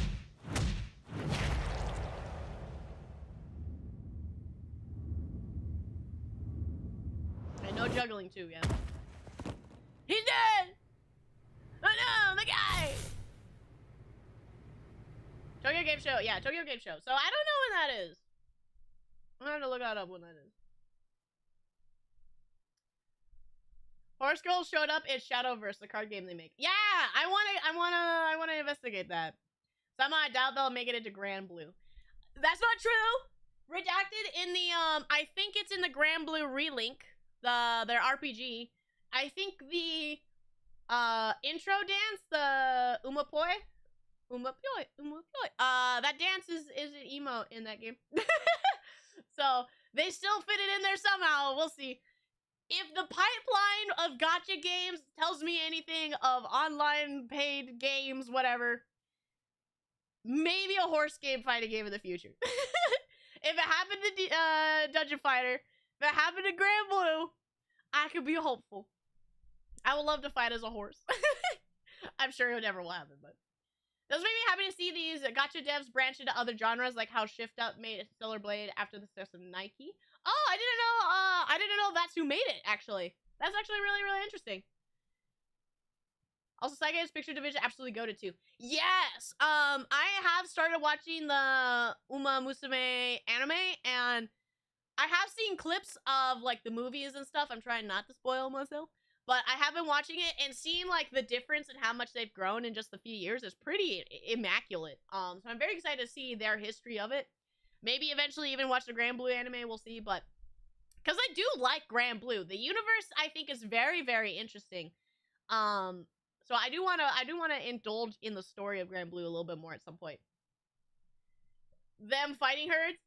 I'm craving them fighting herds if I was around 6 years ago, you know, when all the devs weren't fired and there weren't 2 broken characters with infinites and the game not being made by the people who care about it anymore. It's just existing now, and it makes me sad. Yeah, they were showing off all the arts for the characters here and stuff, which I think it's nice. The fact that they're very open about all their designs and stuff too, I greatly appreciate for 2XKO. So this is like for artist renditions and cosplay and stuff, and actually being able to see the intricacies and like get the feel of the character more. I don't know, just the openness I do appreciate for 2XKO. To me, that means a lot. Being able to see stuff like this, and they post these all the time. You can go find them and whatnot. You can, like I said, I have a pamphlet that tells me every character's move lists, how to play, default settings and stuff. I do appreciate that. Their openness of what they're doing, at the very least, means a lot to me, even if I'm not enjoying the game yet. There's a Vi right here that looks much better. Yeah, I don't like her face here, but the Vi looks a lot better. I don't know where she is. More featured artist stuff. So this postcard was there. What was their name again? JB Style. They were there as well, and I got this as a postcard that they were handing out. Really great stuff. I didn't realize this was what their name was. One thing I was told about this guy that I saw that he draws all his stuff with a mouse, if I recall correctly. I may be wrong, but I overheard while I was talking to people in the museum, they said that this guy draws with a mouse, and I thought that was insane. The anime of the horses, season 1 through 3, are outsourced, but the movies, specials, and newest series are made by Cygames. The no shade to the anime houses that made 1 through 3, but it's so obvious that Cygames picture just back. Yes, Crumpets, which is why I'm really excited to see like how far they've come, and the factor that they do everything in house now, and how they like how much they're invested in their own IPs, right? You don't really see that, like, people wanting to be like, every media of our universe or our creations, we want to invest and explore and really put out there what we care about. You don't really see that in companies anymore. They're like, we gotta get it out in 2 years. The next Injustice 3 gotta come out next year, guys. Work. Send the animation team out to Korea. You know, like, sure, okay. A lost art form. I would agree, it is definitely a lost art form. good old Scorpion was I guess they have decided that Scorpion is the main face of Mortal Kombat. Rip. It made me laugh seeing it be Scorpion, but it makes sense. He's the #1 character that sells the game. He's on box arts. He's whatever. He's what sells it. Not too much. We've mainly been talking about the new games coming out. And my opinions on it. I'm staying optimistic as I can for 2XKO, even though I don't really like it so far. Invincible doesn't look very interesting to me. I am remaining hopeful about the future in general, and I really want to invest more time into games I haven't really had much time to invest in yet. More than Sub-Zero. Yes. Scorpion is more popular than Sub-Zero, yes. Liu Kang, yeah, Liu Kang's the true face, in my opinion, of Mortal Kombat, and it sucks that he's been pushed to the wayside. As much as I like Scorpion, Scorpion's my second favorite Mortal Kombat character. We already know that Aaron Black's my favorite Mortal Kombat character. But Scorpion is my second favorite, so I was not sad to see him. I love Scorpion so much. But I know he shouldn't be the face, so it is a little disappointing. But yeah, he sells games. He's way more popular than Sub-Zero. Get over it! Exactly. He is like the meme guy. They've recognized Scorpion's the main face since Mortal Kombat 11 at least, right? No! Wasn't Scorpion an MKX box art? Yeah, they've noticed his MKX at least, right? Let's go MK9 box art. Yeah, he's always been there. I forgot MK9 is Sub-Zero versus Scorpion on the box art. 10 is Scorpion. MK11 box art. Should be Scorpion. Yeah, it's Scorpion. So, they know what they're doing. They made Johnny and into Cassie the main characters for, what was it, for 10 and stuff? And 9? 10 and 11. Invincible versus was a crazy creative decision considering literally every character in Invincible is just a guy who punches real hard and flies. Miku, that's what I'm saying. Like, I don't know how far the characters can be carried, and I'm interested to see how creative they go around, like, the characters they have. I give them credit where credit is due. They did make him a good guy main character in the movie, too, even though he's supposed to be morally gray bad guy. He did kind of get murdered and sent to hell. That's all I can say.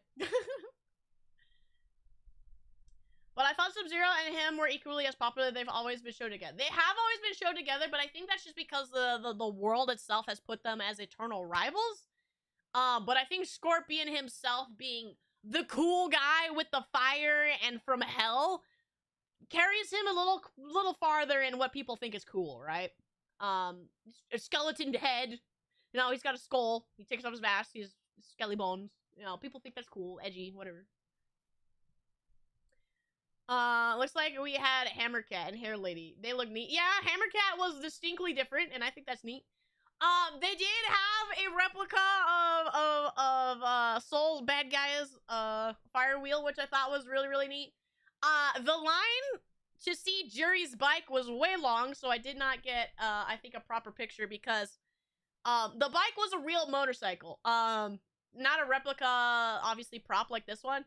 The Jury motorcycle was a real licensed motorcycle made by a company, and I don't remember what. So they had people, like, observing it the whole time. So when I actually got to go around and, like, walk around, which was post bracket hours, it was already gone. So I didn't get a chance to take a picture of the Jury bike. But it was neat. Like, I did see, like, there was a line of, like, 6 juries waiting to take their turn to take a picture on that bike, which I thought was hilarious. Also, hi, Ronnie. I forgot to say, actually, hi. Sub-Zero spine rip is iconic, but so is, Scorpion's, you know, melt with the fire mouth. You know, like I said, take it off. The spine rip is iconic, though. But I do think Scorpion is the more popular character. Anyway, that's my perfect boy, soul bad guy who could do no wrong. He's a bad guy, but not bad guy. In case you guys don't know, he's one of my favorite fighting game characters of all time. I have a shrine to him on my wall. If there was more Aaron Black content, it would be Aaron Black, but Soul Bad Guy's second best. Actually, it goes Aaron Black, Android 21, Soul Bad Guy. And there's only so much stuff for the first two. They did have this cute little... So Atari is the one that's publishing the Mortal Kombat collection, which I thought was very interesting. And I was kind of baffled by the factor that if you want the physical edition, you actually have to order from them, right? Atari is the one sending it out, and I thought that was weird. Why Atari? Like, it was at their Atari booth. You could try it at the Atari booth. They also had it was neat because this is Mortal Kombat on a Sega Genesis. It was really, really neat that they were doing this. But why? Oh, Atari's still around, Crumpets. Did you know they had their own game console that flopped within like 3 years? Fun fact. And that's because they finally stopped manufacturing things for it. They also still manufacture their carts. Actually, I think that's really cool. If there's one thing I will give credit where credit is due, our Atari will publish indie games made for like the Atari hardware on official carts that work on their new products or old products, and they do still reprint old Atari carts. So they are the only like old school publisher that makes reproductions of their games, like officially licensed reproductions of their games. That's the only credit I could give Atari. Other than that, they're absolutely garbage. They are like one of the worst companies in gaming, I swear. They're really bad. I know Atari does what Nintendo don't. It's crazy. But they did make their own console that they basically did a rug pull on for people. That's very bad. So there's more to Atari that they've done, but yeah, they've done some shady things. But at the very least, they let you buy their games. So here's like a view of the arena. I actually took a picture of Itabashi. He's right there. For those who don't know, he's a Zangief player. But this was where Street Fighter was going on. You can see the 2XKO booth over there. Here's more pools. I tried to get a big picture, like a circle around of the venue. Mortal Kombat was being played over on this stage. I think this was Grand Blue, and then Uni. They're showing main matches over here on this screen, and to the right was Street Fighter. So here's some booths. Paradise Arcade. One thing, also, I apologize, some of these pictures are probably going to be a bit blurry. I forgot that phones now, all of them do, like, the live pictures. So they take, like, 1-2 second snippets.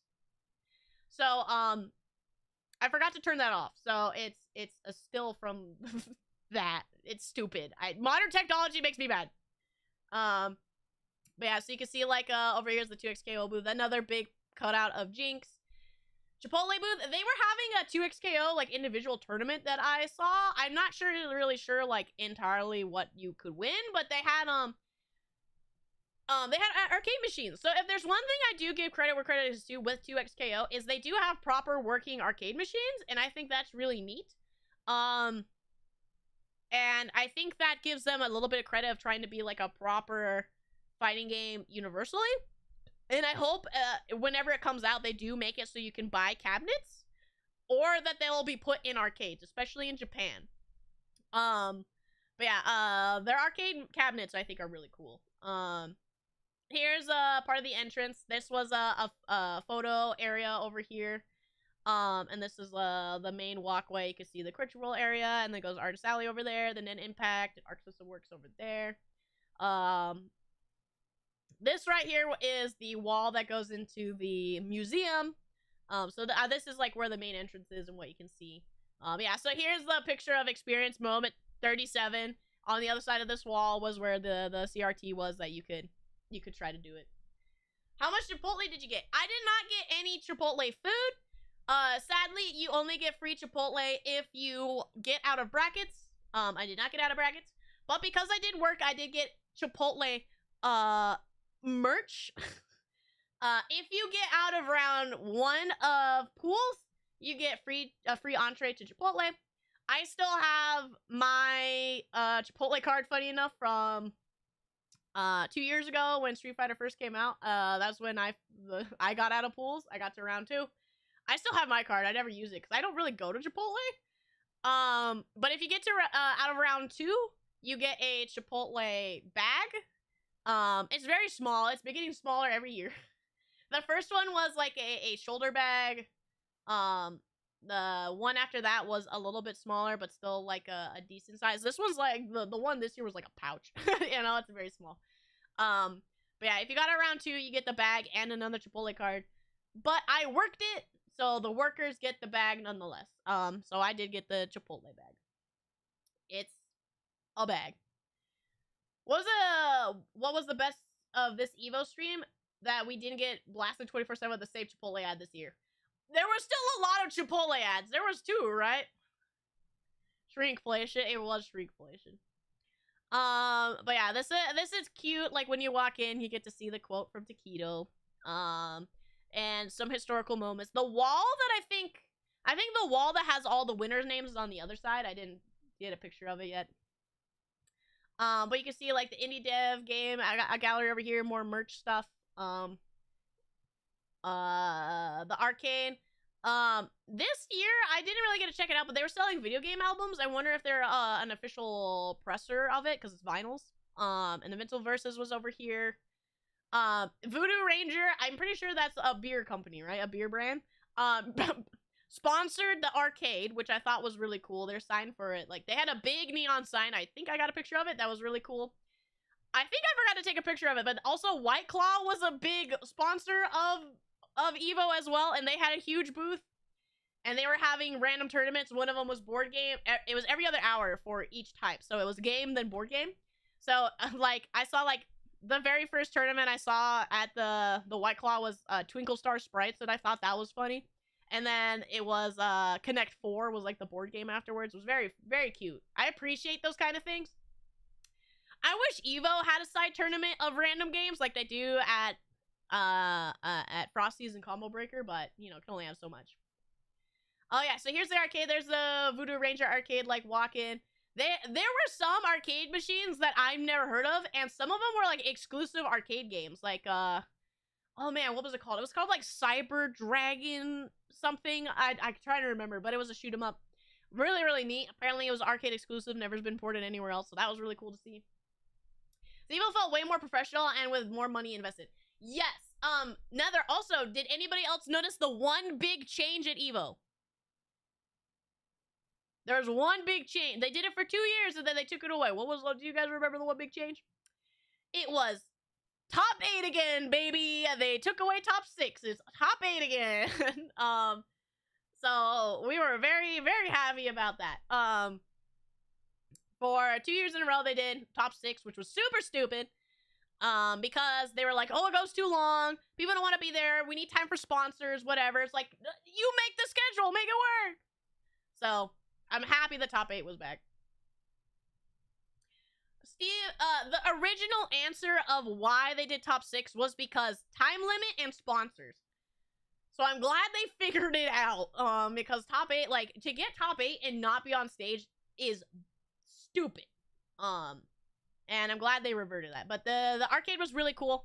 They had games from every era, some I never heard of. One of them that I thought was really neat. Oh yeah, see, there's a Voodoo Ranger big sign. I think that's really cool. This was the dragon game. I don't remember what it's called. Cyber Dragon, something like that. Was really cool. I got in some enjoyment out of that. You can see plenty of fighting game cabinets as well outside of that. Like, I saw, like, Bubble Bobble and stuff, right? They had literally, like, every arcade game here. Alongside the fighting games. Like, over there, like, we got Pokken, Pac-Man Versus. They had racing games and dancing games over on the left side. You can see the Street Fighter booth, the Capcom booth in the back. They took up so much space, guys. So the Capcom booth, so we have right here is just Street Fighter. You can see Ingrid over here. Yeah, that's like not bad. Not bad space. Like it's like a decent amount of feet, right?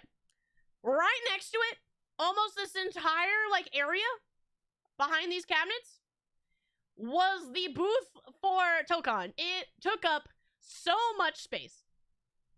I have a picture of it somewhere. Oh yeah, I thought this was neat. I don't think I've ever seen it. I've only ever seen the Half-Life 2 arcade game, or not Half-Life 2, the Left 4 Dead 2 arcade game. So it's really cool to see the Half-Life 2 arcade game here.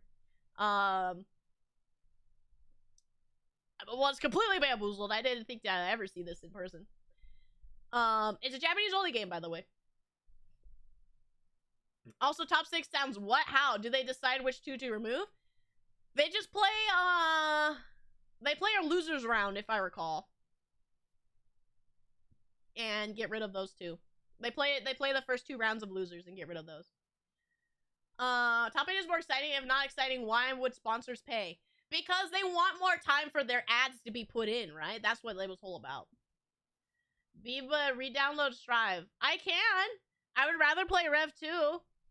But I can re-download Strive. Yeah, here's Pokken. Very interesting shot. I didn't realize Pikachu. I tried to play it, but the controller was so busted, so I couldn't. So I gave up. But yeah, they had like literally everything. There's a Lupin, scrolling shooter, like the Jurassic Park game and stuff. House of the Dead, I think, was somewhere over here. Jurassic World, Jurassic Park were over there. I thought this cabinet was just sick. Darius, a side scroller, bullet hell shooter game. I have never seen this cabinet before, and I thought it was sick. Really cool. Really cool cabinet. It has 2 screens. There was also 2 racing games that were enclosed as well that had 3 screens. I didn't want to take a picture of it because there was like a line always, and I didn't want to just I'm trying to take as little of random people's pictures as I can, but some of these are really cool. Half-Life 2 cabinet is wacko if I remember. Yeah, so it has joystick controls, right? So it has fighter joystick controls and paddles. You hit like a brake paddle, right? To jump. It's very weird. It was very weird to see. Again, a random person was playing it, so I didn't want it. I tried not to get their face, you know. But yeah, the Darius cabinet was really cool. I tried to get a picture of this. Like, the fact that you can see the 2 screens, I thought was really cool. And the racing games too, with the 3 screens. I wish I got a picture, but really cool. This game really bamboozled me. I didn't know it existed. I guess I interrupted it by looking over here. I forget what games these are. I don't know why it's sideways. But can you believe that there is a gosh dang StarCraft bullet hell shooter game? I was completely bamboozled to see that. I'm like, what? StarCraft? Yeah, so you can see, like, these are the scores. Like, that person's Terran, Protoss, Zerg. I'm like, what? That exists? I was so bamboozled. So it's like, and the character select is like, it's like Kerrigan. I think it's like, that's like Stukov or something, right? I don't know who the Protoss dude's supposed to be. Yeah, so you can see like Kerrigan. I think that's Stukov. I don't know who that's supposed to be. Zeratul or something. All Protoss look the same. I'm sorry. But yeah, I was like, what? It was a very interesting thing to say. I get Rev 2, but you get Project Justice.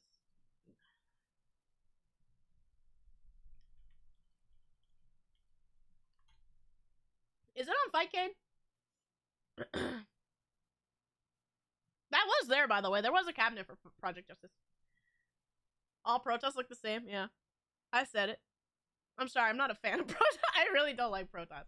Even when I watch StarCraft roleplay, I'm always like, I hate watching them, man. It always feels like, I know they're not, like, they are the best race to play, right, in the game, like, the best team. And they're super duper strong. So I hate watching them because I know that even though they're just, you know, decently ahead in terms of what they can do, I always cheer for underdogs. So since Zerg is like the worst, I always cheer for Zerg, especially. But yeah, I find Protoss lame because they're too strong. That's just my opinion, though. I hate it when my phone turns pictures sideways. But here's the Capcom Street Fighter. Oh yeah, you can see the Street Fighter Suzuki is, I guess, the bike, but right here was the bike. I wonder if I got a picture of it. But Alex is Street Fighter! Ah! I'm so excited! Ah! I want to play Alex so bad! A part of me wants him to be really good, but part of me wants him to be bottom tier, so I have the character, right? Because he's always bad. And then here's like the initial walk into the convention center always has this big billboard. And I like taking pictures of it because it's really nice. It's very clean, this billboard. Yeah, the Invincible fighting game. This is the brand that has like the new branded controller there that we saw in like the museum. Yeah, then the classic Welcome to Evo sign. Always feels good to see. Sideways Girl, the single. This angle is full cinematic. I don't get my phone, dude. I don't get my phone. Tilt your head, everybody. But this is me. I got in a bit early, so you can start seeing more of the top of City of the Wolves was starting to get in. Obviously, not very many people see it. They're still playing at this point. You see more pools. This is, I think, when I went in at day 2. So, fun fact about how much goes on within the first day. We finished, I think the percentage was like 78% of all brackets were finished on day 1. So all these setups were to just get through day 1. They went down to like half of even less of every setup by day 2. All of these are not people playing. If they don't have a ref by them, like this guy, these are all open and people are just playing. Crazy how the protagonist of Street Fighter 3 is Season 2 DLC in a game set after Street Fighter 3. Miku, not only that, he's a terrible character in Third Strike. He's a terrible character in Street Fighter 5. So the real question is, are they going to just continue with the classic Alex tradition of being bad? That's the real question. Who did I drool over the most then? What do you mean, like a character? I love Alex, man. I love Alex so much. I do want to play more Third Strike. I do really like playing it.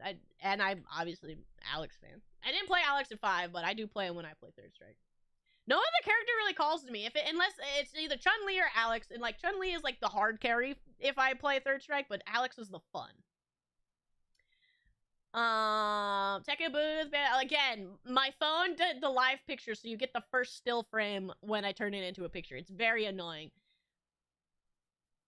If I could make read it in the video format, I would have done that, but.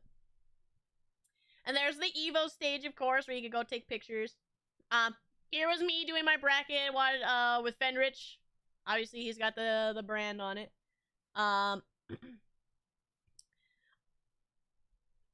He's a Jin player next to Azrael player. This guy got washed. I'm sorry. He did his best. This is round 2 winners. But Fenrich literally came from a roll in City of the Wolves, ran over here, destroyed this guy, and then left. It was pretty funny. And here's the Tekken 8 booth. I wish I got a picture. You saw it probably if you watched the live stream. But they had these two. They had Anna and Fukram here. Cosplayers, like professional cosplayers, were here, and you could take pictures with them. This is the photo printer. You can even see somebody who didn't want their picture here. And I thought that was really cute that you could take a picture with them. This is really, really cute. So this was specific merch for their coffee-based characters. So it's Peru coffee from the Ortiz farm. So that's for Azucena, right? But the brand that sells it is the Leroy brand. I probably have a picture of it here. Yeah, so you can see like Smith Coffee. So it's the Leroy coffee shop selling Ortiz coffee beans and stuff. And I thought that was really, really cute. And they had like all this merch where you could get they had more. They had another thing where you could get like a apron and stuff that was really cute. But this whole booth is really, really nice. I really like the Tekken booth. Was much better than last year's, in my opinion. Yeah, Nuclear Bomb versus Coffee Baby is the Chun-Li versus Alex. But also it's the random guy versus Fenrich. Fenrich is like the #1 like anime player historically, right? He's like the most consistent ever. So it was really cool getting to chat with him for a little bit, even if it was just for like the 4 minutes he was there. I need a Rin. Yeah, Fenrich was like straight up just like, actually Fenrich was a little like lost because I don't know why, but I said it earlier in the stream, but his stick wasn't working, so I had to go find him another stick to use. And I'm wondering if it was because it was on a PS4. PS4 for BlazBlue. But I'm wondering if his controller just didn't work on PS4. So I had to go track down somebody to let him borrow their stick so that he could play and then go back to play City of the Wolves. Because he literally went, he came all the way from this one right here, that screen right there. He came from there all the way to the back of the convention center, played his game, and then had to come all the way back here. Was he a cool person? He was very sweet. And very patient. No problems with it or whatever. I mostly had to communicate with him with Google Translate because I only know very basic, very, very basic Japanese. I know how to like say thank you and hello and what my name is and stuff. So through Google Translate, he was talking to me and he was just like, sorry. I need a stick. I appreciate it, you know. Sorry for the hold up, whatever. He was very, very sweet, very, very honest. You know, he did what he had to do. So I respect him. He's a very, very good guy. Got earplugs in, so I can't understand English. Good. Be gone. Be gone, creature. Q booth, this was the other side. You can see all this too. I think they were doing the setup where you could fight and win stuff. Yeah, you could fight, I think, pro players and win stuff if you get into the tournament as well. Tournament and then fight pro players. They also had that they also had the pro player matchups at 2XKO that were going on, and then they had I think at the AT&T booth they had the pro player versus matches again.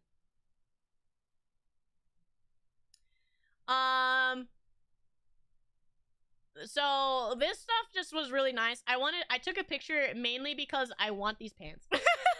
I don't remember Toro Kami, obviously, I guess is their name.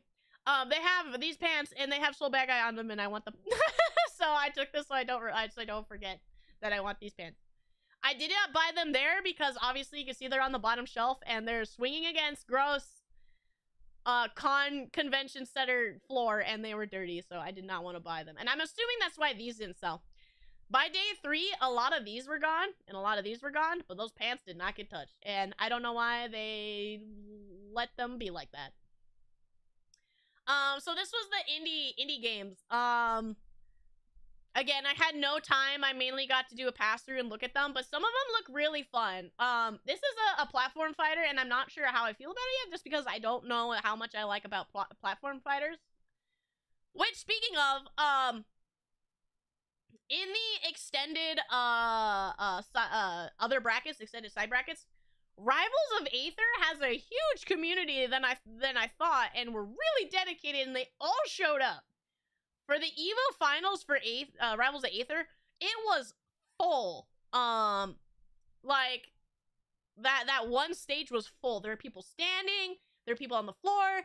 The buddies of the people playing were all the way like huddled next to him and like, yeah, go, whatever. Like, surprising amount of dedication in that community. Was really, really cool to see. Any games we could play? You could have played all of them. I just didn't have a lot of time. This one looked neat. It's a 3D fighter.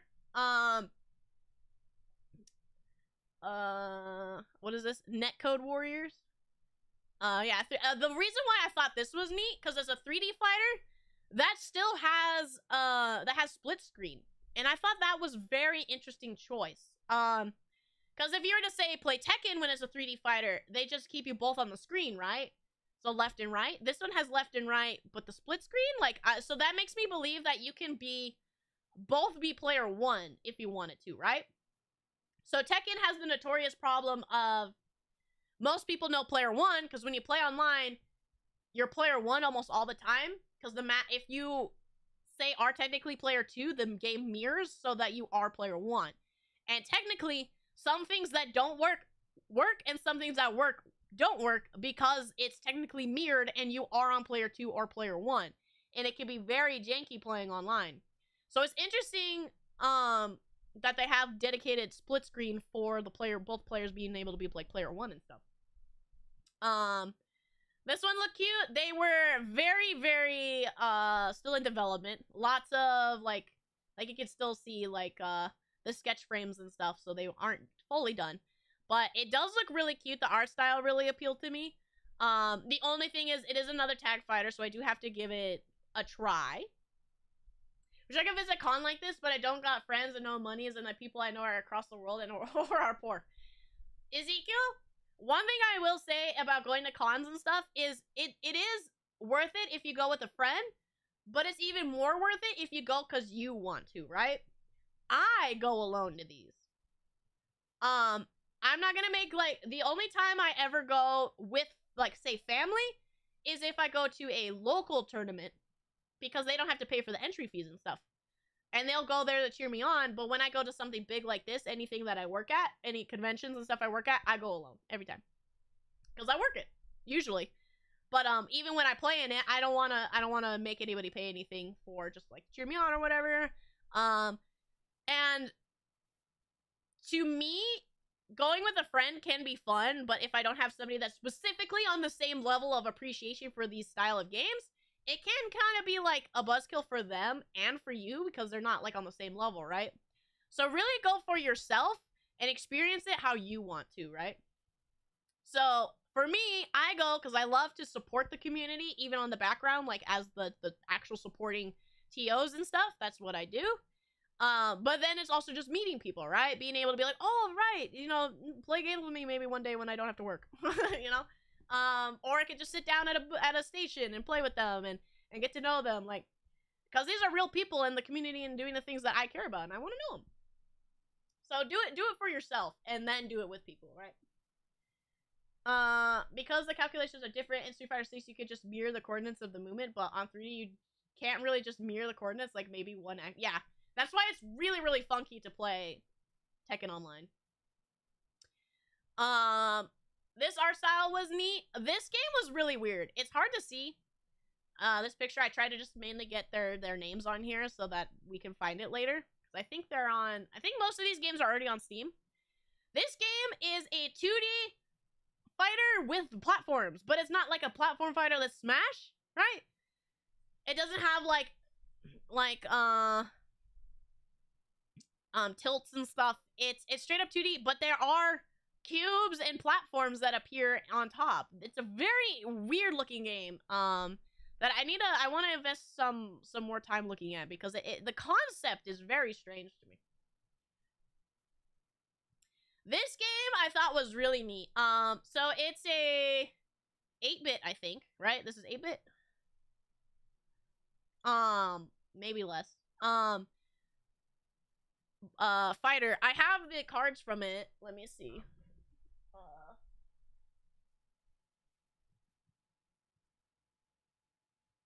Here we go. For example, I have the one for the sumo guy right there. And it's, oh no, it's 2 buttons, I think. Punch and kick, yeah, it's 2 buttons. It's 2 buttons, and it has like directionals and stuff just for the different movesets. But they really put in a lot of effort to make every character unique. Like, I got the cards for, they have the little cards on the table here, right? So, I got the cards for like 3 characters. I have 2 in my hand. I got Muay Thai and Sumo. And they're all really unique. Like this Muay Thai guy, he's got like, very basic, command normals and like sweeps and grabs, whereas Sumo is like shoves and he puts salt on the ground and, has like fake out moves and stuff. It's very interesting that they did put a lot of effort in making all these characters unique. And I really appreciate that, especially with the simplicity. So I hope this game does well. 20 stages is pretty cool. It's a demo of Seek playtesting. I could help. I would definitely do it. Which one? Was it the... Oh, whoops, wrong way. Was it this one? Resistance? Would I be down? I still need to look up all these games on Steam, so I'm gonna probably at some point. This game looked interesting to me. It is classic cryptids and horror characters fighting. I didn't really sit down and like watch anybody play, but I just thought the concept was really funny. Like you got Dracula, Jack, you got, I think that's probably Van Helsing. They got the Invisible Man, Frankenstein, that's Sasquatch, Wendigo. This one looks really, really funny. Yeah, 2-button game? Yeah. This one, I actually was bamboozled because I've seen them on Twitter before. And I think their art style is pretty neat. I forget what the name of the game is. But right here, Indie, you could probably find it through this. I see Bigfoot. Was it Bigfoot? Yeah, Bigfoot. Not Sasquatch, Bigfoot. My sin. I wish it was a new Darkstalkers. But no, this is an indie game. But I have seen them on Twitter, and I remember thinking that they looked neat. Did not get a chance to actually like try it or anything, but I need to find them on Steam and see what I can find out. Here we go. Shot 1 Fighters. There you go. Create your own fighter like movie. Oh, that's sick. That makes sense though. Having such a simple input. That sounds sick. This one was another like dark horror themed fighting game that seemed neat. I was already running out of time, so I didn't really investigate the last couple too much. As much as I wished. So I tried to make sure just like look at it, remember what it is. But it did seem neat. Obviously the dark aesthetic's fun. More pictures of the arcade. Oh yeah, there's the White Claw booth over here. You can see it, the Zero Proof. The SNK booth was a little eh. Doesn't seem like there are any new real anime style offerings. Sort of disappointed. To be fair, Evo is in the West, so there are going to mainly be Western style art styles and stuff. I think the most anime one probably is that one, but that's still 3D. But yeah, no new like anime oriented style fighting games. That's true, Miku. There's a booth. Like I said, I didn't really care for any of the merch here, but I did get a picture of it, and it's like, okay. The merch was okay. Summer sale, that's not on anymore. Here's a bigger picture of that art. I just thought it was really, really pretty. I do think I like this art a lot. More art wall. This is part of the museum. This one's really pretty too. I like that nobody can step away from that Yoshimitsu skin. Everybody loves the weird Yoshimitsu skin. Fan art gallery. I thought this was really cute. That you can get your art put up here. I wonder if they changed it out every day. I wasn't paying attention, or if they do it like every convention or something. But it was really cute that they have this. I like that one a lot. Obviously, it's very cute Disney guy. Arx's booth. I feel bad about them having Net Impact here because Net Impact is a really bad game. Bad game. That's all I can really do. I think they were just having like small tournaments as well where you could walk up. Here's Tokon over here. So here's the big thing of Arxis into Tokon. Like this is pretty long. It wraps all the way around for people waiting to play. Again, I didn't get a chance to play because by the time I was done doing anything, it was time to wrap up. But I didn't really get much information about it. I did get some more pictures of the inside though. As I was walking around, because on the left was the SNK booth. Lets you play all of them. I'm happy that they put a Samurai Showdown station here, as well as of course King of Fighters. Ken came out the same day, so I'm not surprised that they had him like available probably. Yeah, here's more Tokon. They have to have it set up like because they have pad sides and then they have stick sides for people who are playing. But yeah, like this lineup, I don't like any of these characters. I like Doom and I like Ghost Rider. That's about it. How am I gonna make a 3v3 game and I only like 2 characters so far? It's really rough.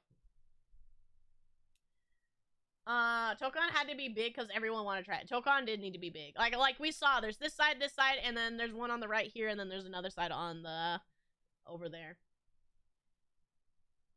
But yeah, the setup was really nice though. This is a nice little area. Doom is cool. Doom is very cool. We love Dr. Doom. Foot dive. If there's no foot dive, is he really Dr. Doom though? Here's a look at Artist Alley. Like I said, people are gone because it's so late that I gotta walk around. There was a decent amount of Horse Girl merch, surprisingly.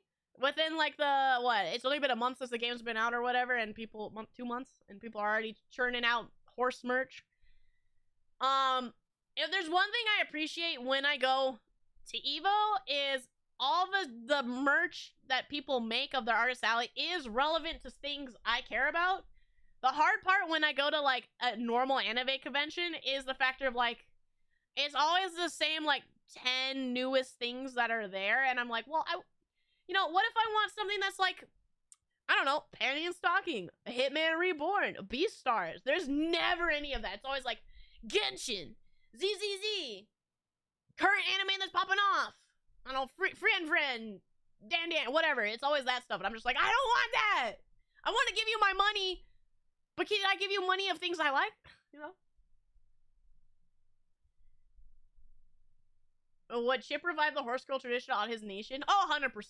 100%. And this was the BYOC setup, so they were really cool. So all the way in like the back here, I don't know if you can see. No. But they had a table that you could just ask to like rent out a monitor and set up your own stuff. As well as like over here were a bunch of tournaments. Over on the far right side of BYOC, like on station like 2, was the Beyblade tournament, which was pretty funny to see. But also here is where people set up their community tournaments. So if I wanted to play Plus R, even though it wasn't there, somebody did set up a tournament for it. You know, there's a tournament for the Hololive fighting game, which name I forget right now. There was one for Street Fighter 2. There was one for everything there. I thought the Virtual Fighter booth was very clean. I think this is a very, very clean from Sega. I do like it a lot. Very, very pretty booth. This is really nice. I did like this board. Very, very pretty board. Also, there's like a Demon Slayer game coming out. I don't know if anybody cares because it's a 3D arena anime game, like the first one. But they were there. That was neat. This booth was cool. They were selling specifically Mortal Kombat themed gear. Evil Regimen. Very neat little booth, but specifically like very artsy Mortal Kombat stuff. I did like it, some of it, but bit pricey. Another look at the Street Fighter booth, Capcom booth. I love Alex. I love him. I'm so excited for Alex. More look at, so this was the side game tournament. Yeah, so this was Rivals.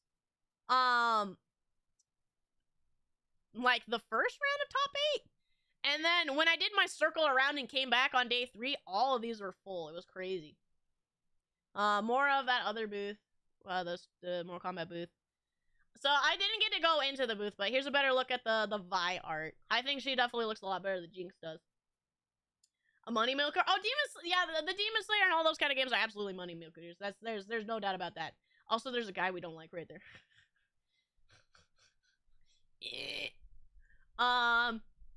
But yeah, I think this art is nice. It looks way better than the Jinx one in my opinion.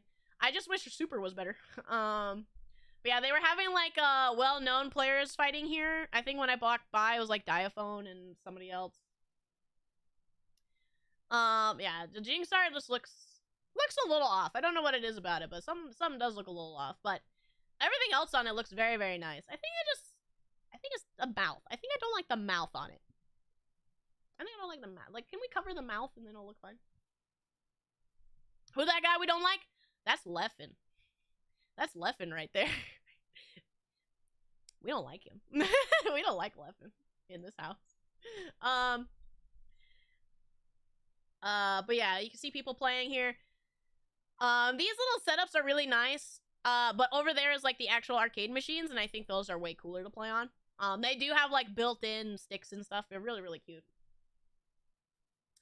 Again, I didn't get to go in, but they had these really cute cardboard cutouts in this little scene. I do think they do put a lot of effort into their presentation outside of in the game, which I give them credit for. Like, yeah, here's the ATT booth. I think this is like pro player matches going on here. Leffen is the Voldemort of FGC. Yes, Leffen is still playing fighting games. I don't know if people saw. I don't like dunking on people very much, especially if they're like old people, but I do think genuinely he's a bad person. But TSM posted his placements in both of the games, and he got like 24th in Strive or something, and it's just really funny. I'm like, why would you post that? TSM, why did you do that? It was so funny. It was a very, very funny post. But yeah. He's Voldemort of FGC. But yeah, he still plays fighting games. He still gets sound out for them. We just try to pretend he doesn't exist. Again, I think the Virtual Fighter booth is just very clean. I think they did a really good job. Not too noisy, but still like sleek and presentable. I really like their booth. And then they had like little classic things here that I thought was really cute. Their little museum of games. Virtual Fighter 2 up there, and you know, all their little knickknacks, dolls, and whatnot. Game gear and stuff up there. In Demon Slayer, it's a game. It exists. It's there. I don't give a single care about it, but it's there. People who do. It's like posting your test score. I know. So this is my last couple of pictures. I did I missed Mortal Kombat and I missed Strive. I don't really feel too bad about Strive being missed. Didn't look like too much. Look kind of like a wash. Like Tekken. But this was a very fun one. I think I have the video of the. No, I have to. I'll play the finals in VLC player because I don't know why the built-in or Microsoft Photos doesn't work, but it was fun. I really wasn't cheering for Nobi in Tekken. I want Lars to win. I'm tired of Anna. I want Lars to win. I want Clive to win. I want Lily to win. It doesn't matter. Brian, low high with the Brian. Why couldn't you do what couldn't be done? I'm like, come on, man. Anna's so boring. Did people boo Tekken? No. Half the audience by finals was on their phone, though. The Anna versus Anna, most people were on their phone. It's because, like, I will give credit where credit is due. Pakistan players are so far ahead of so many players. Like, it's kind of crazy how good they are. But people cheer for the underdogs, right? So most people were cheering for Chikurin, or really low high. And with it being Anna versus Anna and then same nation versus same nation, people were kind of bored. So when it was Tekken finals, people were on their phones. I was on my phone. I was doing my horse dailies. Anna's very boring to watch. But I was going for Nobi. I was going for Chikurin, low high, JDCR. I think Tekken players, JDCR is one of my favorite players just because I think he's genuinely really funny. He streams usually pretty late in the night, so I usually get a little bit before he goes to bed because I work in the morning, and I think he's just funny, and I really like his relationship with Anakin. They're really buddy. Anakin, I don't know if Anakin and JDCR swap their names online all the time. So if you ever watch him play, JDCR has the name Anakin Red Bull or whatever when he plays online, and then Anakin had JDCR for a little bit. I think JDCR still has Anakin as his tag when he plays online, which I think is really funny. But yeah, JDCR is just really funny. JDCR is very silly. But yeah, this match made me sad. I didn't want either of them to get sent to losers. I didn't want either of them to lose. Because low high, Brian specialist, and then JDCR, Dragono specialist, obviously. They were going up with Dragunov isn't as hard as say Brian is, but he does require specific things to happen, especially with the blue sparks. So he's not obviously as good as Anna is. Which Anna does require some skill. She's just, when you have the skill and you put it into her offense, she can be very boring because she's that the high skill ceiling kind of character, even though that her offense can be unga bunga, right? So she's kind of like an Ino. So she could be boring because the person knows how to obviously abuse her offense, right? Whereas Brian, very, very good character, but way harder to execute. And I really wanted to see him go far, because even though most people are actually pretty on the same level, saying Brian keeps going up in tier lists because people originally thought he was bad because he didn't like fit into the game or whatever. People are seeing that he's much better, but he's really hard. So I wanted to see Lohai go far, and then Chikurin, obviously classic Tekken World Tour winner and stuff. Wanted to see him go very far. I'm happy he went with Clive for so long, even though he mainly has done his work with Lily. And I'm wondering if with the evasion from Lily, if he could have done way more against Anna, but he believed in the Clive, right? So, but I didn't want either of these guys to lose. I love both these players. So that kind of sucked. Mole Gold was also really cool. Mayo, I just don't like watching Jax either. So I mean, credit where credit is due. He got there, but I'm not a Jack fan. I don't like them too much. So I was going for Mulgold. In my opinion, I felt like Mulgold, I thought he was possibly going to make it to the finals if it wasn't the Teef, obviously, or Arslan Ash, but he did surprise me in the loss. Yeah, I want a Lohai.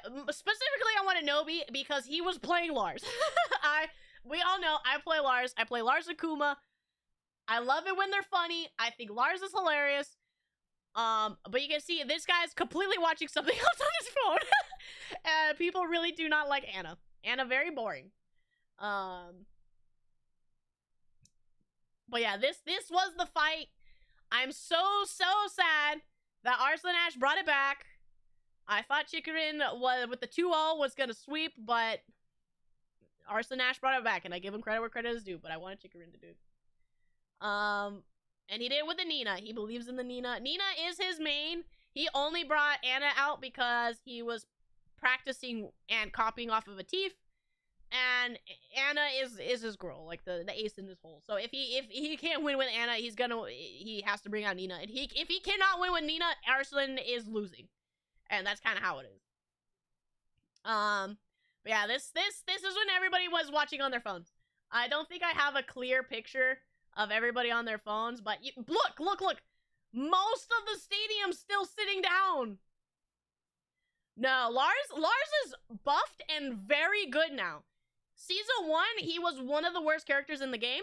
Season 2, he's like a solid A+ tier, or maybe even low S. But he does require way more commitment than any of these other characters. But he has really good damage, really good Oki. And he went from being one of the worst to being high tier. But yeah, Tekken 8 was very, very boring. Cheers always to Arslan Ash. He always earns it. Always does. But damn, what was boring. I'm sorry, it was boring, boy. Seeing repeat of characters because they are OP, and these players are OP, makes it very boring. Again, nothing against them and their skill level, nothing against them and their choices. It's just we want variance, and because they know what is the strongest, they stick with what is the strongest, they can be boring. Right? Oh yeah, Evo changed dates. June 26th. So guys, just so you know, next year I'm not gonna be here because I work it. Kakeru, it's crazy how the difference in gameplay with so many of these characters. I personally wanted Fudo to win. I love Fudo. Very, very fun guy, but he obviously did not go too as far as I hoped. We want drama, not predictability. Exactly. We want storytelling, and because it gave us no storytelling, it was kind of rough, right? So, what can you do? Fudo with Ed, I thought was very, very fun. But he should, in my opinion, he should have been DJ the whole time. In my opinion. Phenom was fun to see. I am a big fan of Phenom. I think he's a very fun dude to watch. Mena is too much of a monster again. Another wash, but because there was story, the wash didn't hurt as much, you know? He was a very, very fun match, especially in the finals, but again, because there is a story there with Kakeru and Mena Artie, makes it much more thrilling to see what the potential could be also. Yes, Phenom used to get to the finals a lot in Street Fighter V, but he just wasn't performing as well as Street Fighter 6, I feel like. Or maybe he wasn't flying out. This is the first time I've seen him in a while. Lashar, of course, Xiaohai. Xiaohai also was another name I haven't seen get far in Street Fighter specifically in a while, so it was neat to see him come back. And then Lashar, of course, very, very good. Yeah, the competition is very stiff. This child, though, I am happy to see these children players come out of nowhere and destroy people. We got, I forget his name, but we got the Ryu player who's like 16. We got Ending Walker, who I think just turned like 19. And then we got Mickey here, who I think is like 15. Like, these children coming out and destroying these pros is awesome. I hope the best, and I hope they have a beautiful future, and I hope their families support them all the way through. Being able to live a dream like this is incredible, and I'm happy to always see these kids go so far. Blaz. Yeah, Blaz, Crane, there you go. So happy to see these kids go far. Andy Walker, I've been watching him for a while. Like, it's like watching a kid, you know, like your son grow up. I'm a big Andy Walker fan because I'm like, go my son, kill! The Ryu kid switched to Jamie. Oh, he did! That's actually an interesting choice. Ryu's like super strong now. Why would he do that? Phenom versus Xiaohai. It was a match. I do feel like this match Phenom did play way better. I don't know why, but in his previous matches he felt so stiff. I don't know. I don't know if it was just the being on stage or something, but the last couple matches he felt really, really stiff. Trying to footsie a lot more, and this one it felt like he really put on the, like, turned on the engine and started being more mixed up crazy and stuff, so I really appreciate that. And I appreciated the Mickey kid because he felt like he took so many risks that paid off. He was crazy. Fudo again. It was, again, destroyed a king. Capcom, Evo winner, Capcom Cup winner stuff. Fudo's crazy. The kid went crazy. Yeah, that was a very wholesome match. That's true, Nether. But here we go. See, like, the Kakeru versus Mena Artie. This is, like, storytelling. Like, Mena Artie they have been meeting so often. Mena has been watching him so often. And we want to see, Mena was here to finally take an Evo win. Evo US, because he wins, like, everything. But he has not won a Evo. So, very happy for him to finally win an Evo specifically. But Kakeru, they've always been meeting each other, and it's a fun story. And the factor that he's just so much stronger, like the matches were so close throughout the whole tournament. So close, unless they were fighting Mena. Mena just washed everyone, but he was on the par with everyone else. It was crazy how far ahead Mena is. And, like, you don't usually see Blankas get this far, and I think it's just because Mena has the ability to utilize Blanca's toolkit so much. Whereas too many, like, normal, average player online Blankas and stuff throw things out, you know, random Blanca balls and DPs or whatever. Like, they don't have that thought process of what they can do with the tools they have. And I think Mena really capitalizes on that with Blanca. And it's really, really cool to see because I don't think anybody else with Blanca could get that far. Anybody. Like, they could be playing at peak Ed, you know, #1, and I still don't think they could beat Mena with nerfed Blanca. But yeah, it was very, very fun. When it gets to the high level and people play it safe, it's when the worst for almost every sport. I agree, but I also can't disagree. Because if I were to say, for example, Punk, who won last year, is a very strong footsie player. That is what he does. And I think he's enjoyable to watch to see the skill level that he does with the footsies. But when a person gets scared is when it is no longer as fun. Because instead of using these tools that they have of pokes and optimal knockdowns and stuff, and not using them to a potential and using them on a skillful level, it can't, and you see like actual fear, it turns into like you said, like a wash. Like you're watching someone play not at their full optimal ability and they don't believe in themselves, so then it can be a buzzkill. So I can kind of agree with that. He uses all of the Blanca tools. The air throw, he uses literally everything. When you reach Mena, RD, or SM level, you need to start to shake the screen a little. Make some little drama, make yourself some people want the challenge. Exactly. Like, I will never take anything away from Mena, and, him being, like, he's not even a villain, right? He's just the king. So, you could say, like, some of the old players were like, villains, right? We had villains and stuff. Like F-Champ or whatever. Who purposely made themselves villains. Mena doesn't really make himself a villain. He's just the guy. He's just the guy to beat, right? He's just wearing the crown, and people want to take the crown, and that's still a valuable storytelling instead of just being just a villain, right? There were people, pro players, who were just straight up mean, right? And were purposely villains. So I'm happy to see that kind of phase out, and we don't really have villains anymore. We have just kings and queens and lords and whatever. But you want to be someone that provoke to be challenged. The hurdle or the wall, exactly. You would be a commentator, you could be a commentator with some tournament if you ever feel like doing a reaction someday. I would love to. I have no idea how to really get into the commentating scene, but I do love commentating. It's a favorite of mine, because even when I'm not, like, playing a game with you guys and stuff, it's very, very fun for me to commentate. I haven't done it in a while, but I used to do it, like, if I would die in, like, an Apex match, I would do it all the time. When I played games with you guys, I would do it all the time.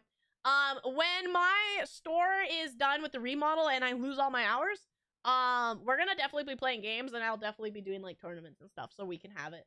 That's already planned. I only have, I think it's at the end of this month is when it should all be finished, or close to the end of this month.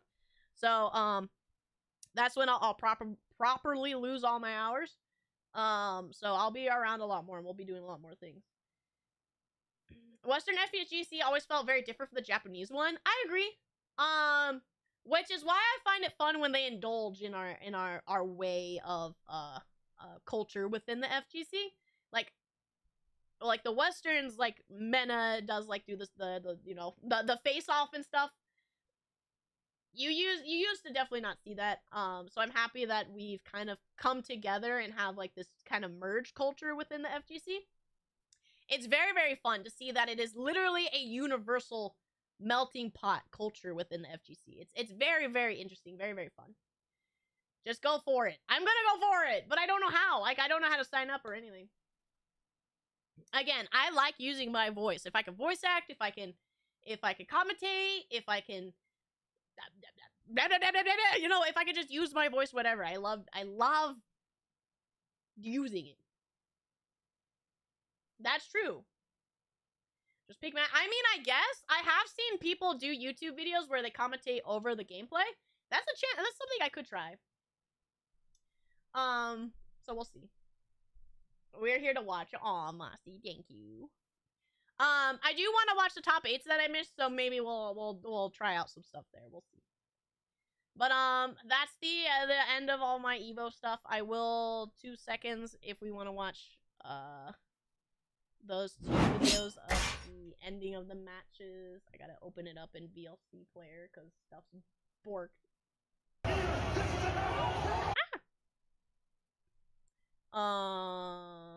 Full screen.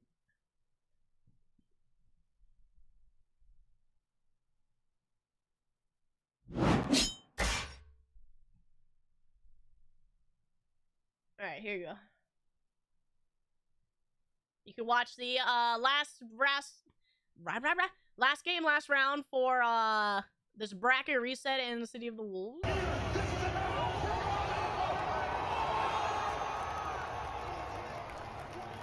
right. I love Goichi so much. He's such a fun guy. But yeah, I have not even paid attention to any of City of the Wolves, so I actually don't know much about what's going on. I don't even own the game, so I don't actually know about the proper mechanics. But like the factor that it was so back and forth was really crazy.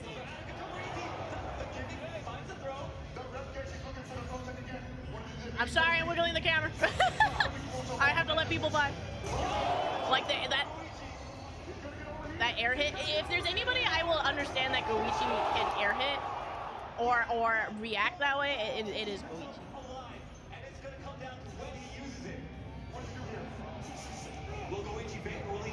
Oh, the run under was crazy. Like I'm stressed out watching these guys. The confidence that he had to run under.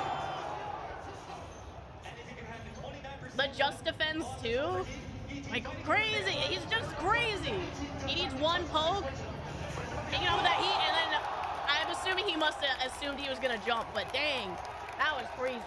Fire the cameraman. Yeah, you can fire me. That's but yeah, I love Goichi. A classic anime player as well, a multiple player, Dragon Ball player, all that. So always fun to see him. Old school player. You saw the fake ninja star. Yeah, so he must have expected him to jump or something. Was an interesting choice to bet it on. I definitely wouldn't have bet on that. I would have definitely been turtling up. All right, and then the last one for the Street Fighter, the Street Fighters 2-0. We'll finish watching here, and then I'll wrap it up.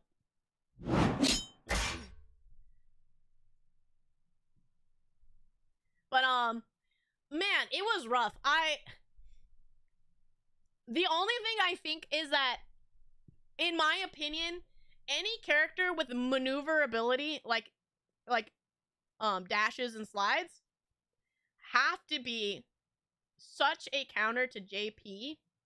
Like, I feel like Blanca has to be like the strongest pick against JP, and then maybe like a Kimberly, you know, because she has that full screen slide, and then maybe like a Chun-Li. Like, I don't know. I feel like anybody that has a very fast dash or any sort of movement ability, and then or a very fast drive rush has to be just really, really good against JP. Maybe not as much in the drive rush because obviously Kakeru is very, very good at checking those. So, but more of like the built-in toolkit. I'm wondering, like, I admire Kakeru's dedication to JP, but I'm wondering if the specialist is what's keeping him back. Yeah, everyone who can disrespect neutral, exactly. Okay, the warhead kick looks good. Man, just like like he has just so many skips, and he's just like, you gotta know that Menardi has the combos, and he's dead. Like, bruh, this guy went 3-0 and destroyed this guy, and you see the entire stadium standing up, taking pictures, cheering for Mena. So much different than it was for Tekken. I think it really is a thing about I don't know if it's just Mena as a player, but definitely his choice of how he presents himself, in my opinion. That everybody just cares for him, right? I remember that people were cycling out his old Reddit post when he first started playing in Street Fighter V, where he's like, "Hey, I'm a birdie player. I don't know what I'm doing," and it was like, you know, halfway through Street Fighter V's life or whatever. It was really, really, really interesting to see how far he's gone. I love the meltdown at the end of Goichi versus... Yes! I will say, spoiler alert for those who don't know, it was a recreation from their old battle back in the day. it was honest dedication to the bit, but it was a bit. But it was a bit because it really did happen years ago. It was very, very funny. And the fact that Goichi did the same thing that he did, and he just did a little shrug, is so funny. Again, adorable players. I love them so much. I can only hear the Menards jingle in my head. Oh, man. I don't know that's Midwest, right? I don't know them very well, but I don't blame you. Every time I see... The one thing that sucks is because of the font choices, it tends to be spelled as Menard and not Mena RD, right? Because I think Mena RD is supposed to be DR, right? Dominican Republic, right? If I recall what that's supposed to be, backwards DR. We ended, but I finally got a break. I'm sorry. Hey, I don't know what's going on, but my nose is stuffy right now, and I'm fighting it. But it was minted. It was minted. Republica Dominica. That's what it is. Thank you. Again, different languages exist out there, and I gotta remember that. Post to Discord if you were curious. So let me say.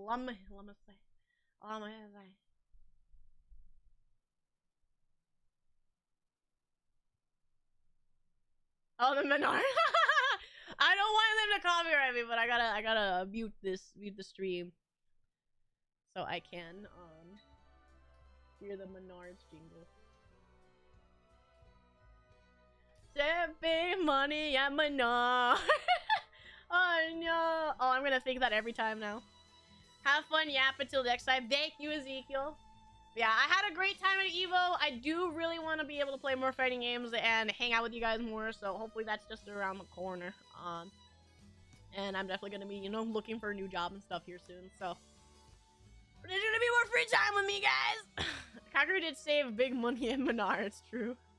But yeah, I'm gonna wrap up here, guys. I was very fun hanging out with you. Glad you guys got to enjoy me yapping about Evo, because fighting games are just something so great. Your game soon, yes, Miku. I am going to hopefully get something like that soon. I don't want to guarantee anything, but we'll see about this weekend. All right. Can't guarantee anything yet, though.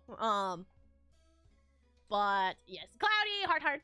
Sad I didn't get notified and missed almost the whole thing. Sorry, Nami. YouTube's poopy. Is it Taco Tuesday? Wednesday? Oh, it is Wednesday. Yes, it is. It is Wednesday. We will be switching Wednesdays from our family day come soon because we have some people changing their work schedules. So Wednesdays are also about to be able to be opened up to be a little bit longer, like we are now. So. I made pasta last night. Leftover tasted good. I want some pasta. I don't know what I'm gonna make for dinner, but I'm gonna go figure it out here soon. I'm thinking about carbonara because carbonara is so easy to do. Egg, noodle, bacon, cheese. But thank you, Mossy, Nami, Ezekiel, Massive Legend, Nether, Berserker, Eki, Miku, Cloudy, Ronnie. I don't have any muscle. Exis. Crumpets, Grishtar, Junko, Bob. Who else was here? Did I say redacted yet? Key Energy was also here. Did you say Jordan? Did Jordan say hi? I feel like it did. Suvi? What's the rest of it? Nightmare, maybe? Raven! Raven! You. Appreciate you, Raven. I thought I said you. My bad. But anyway, I'm heading out, guys. Thanks for hanging out with me, and I will see you very soon. Bye-bye, farewell, and have a good night. Bye! Also, my internet wasn't too bad, right? We only had, like, that one cutout. That's not too bad. Got me on the rebound. Got him!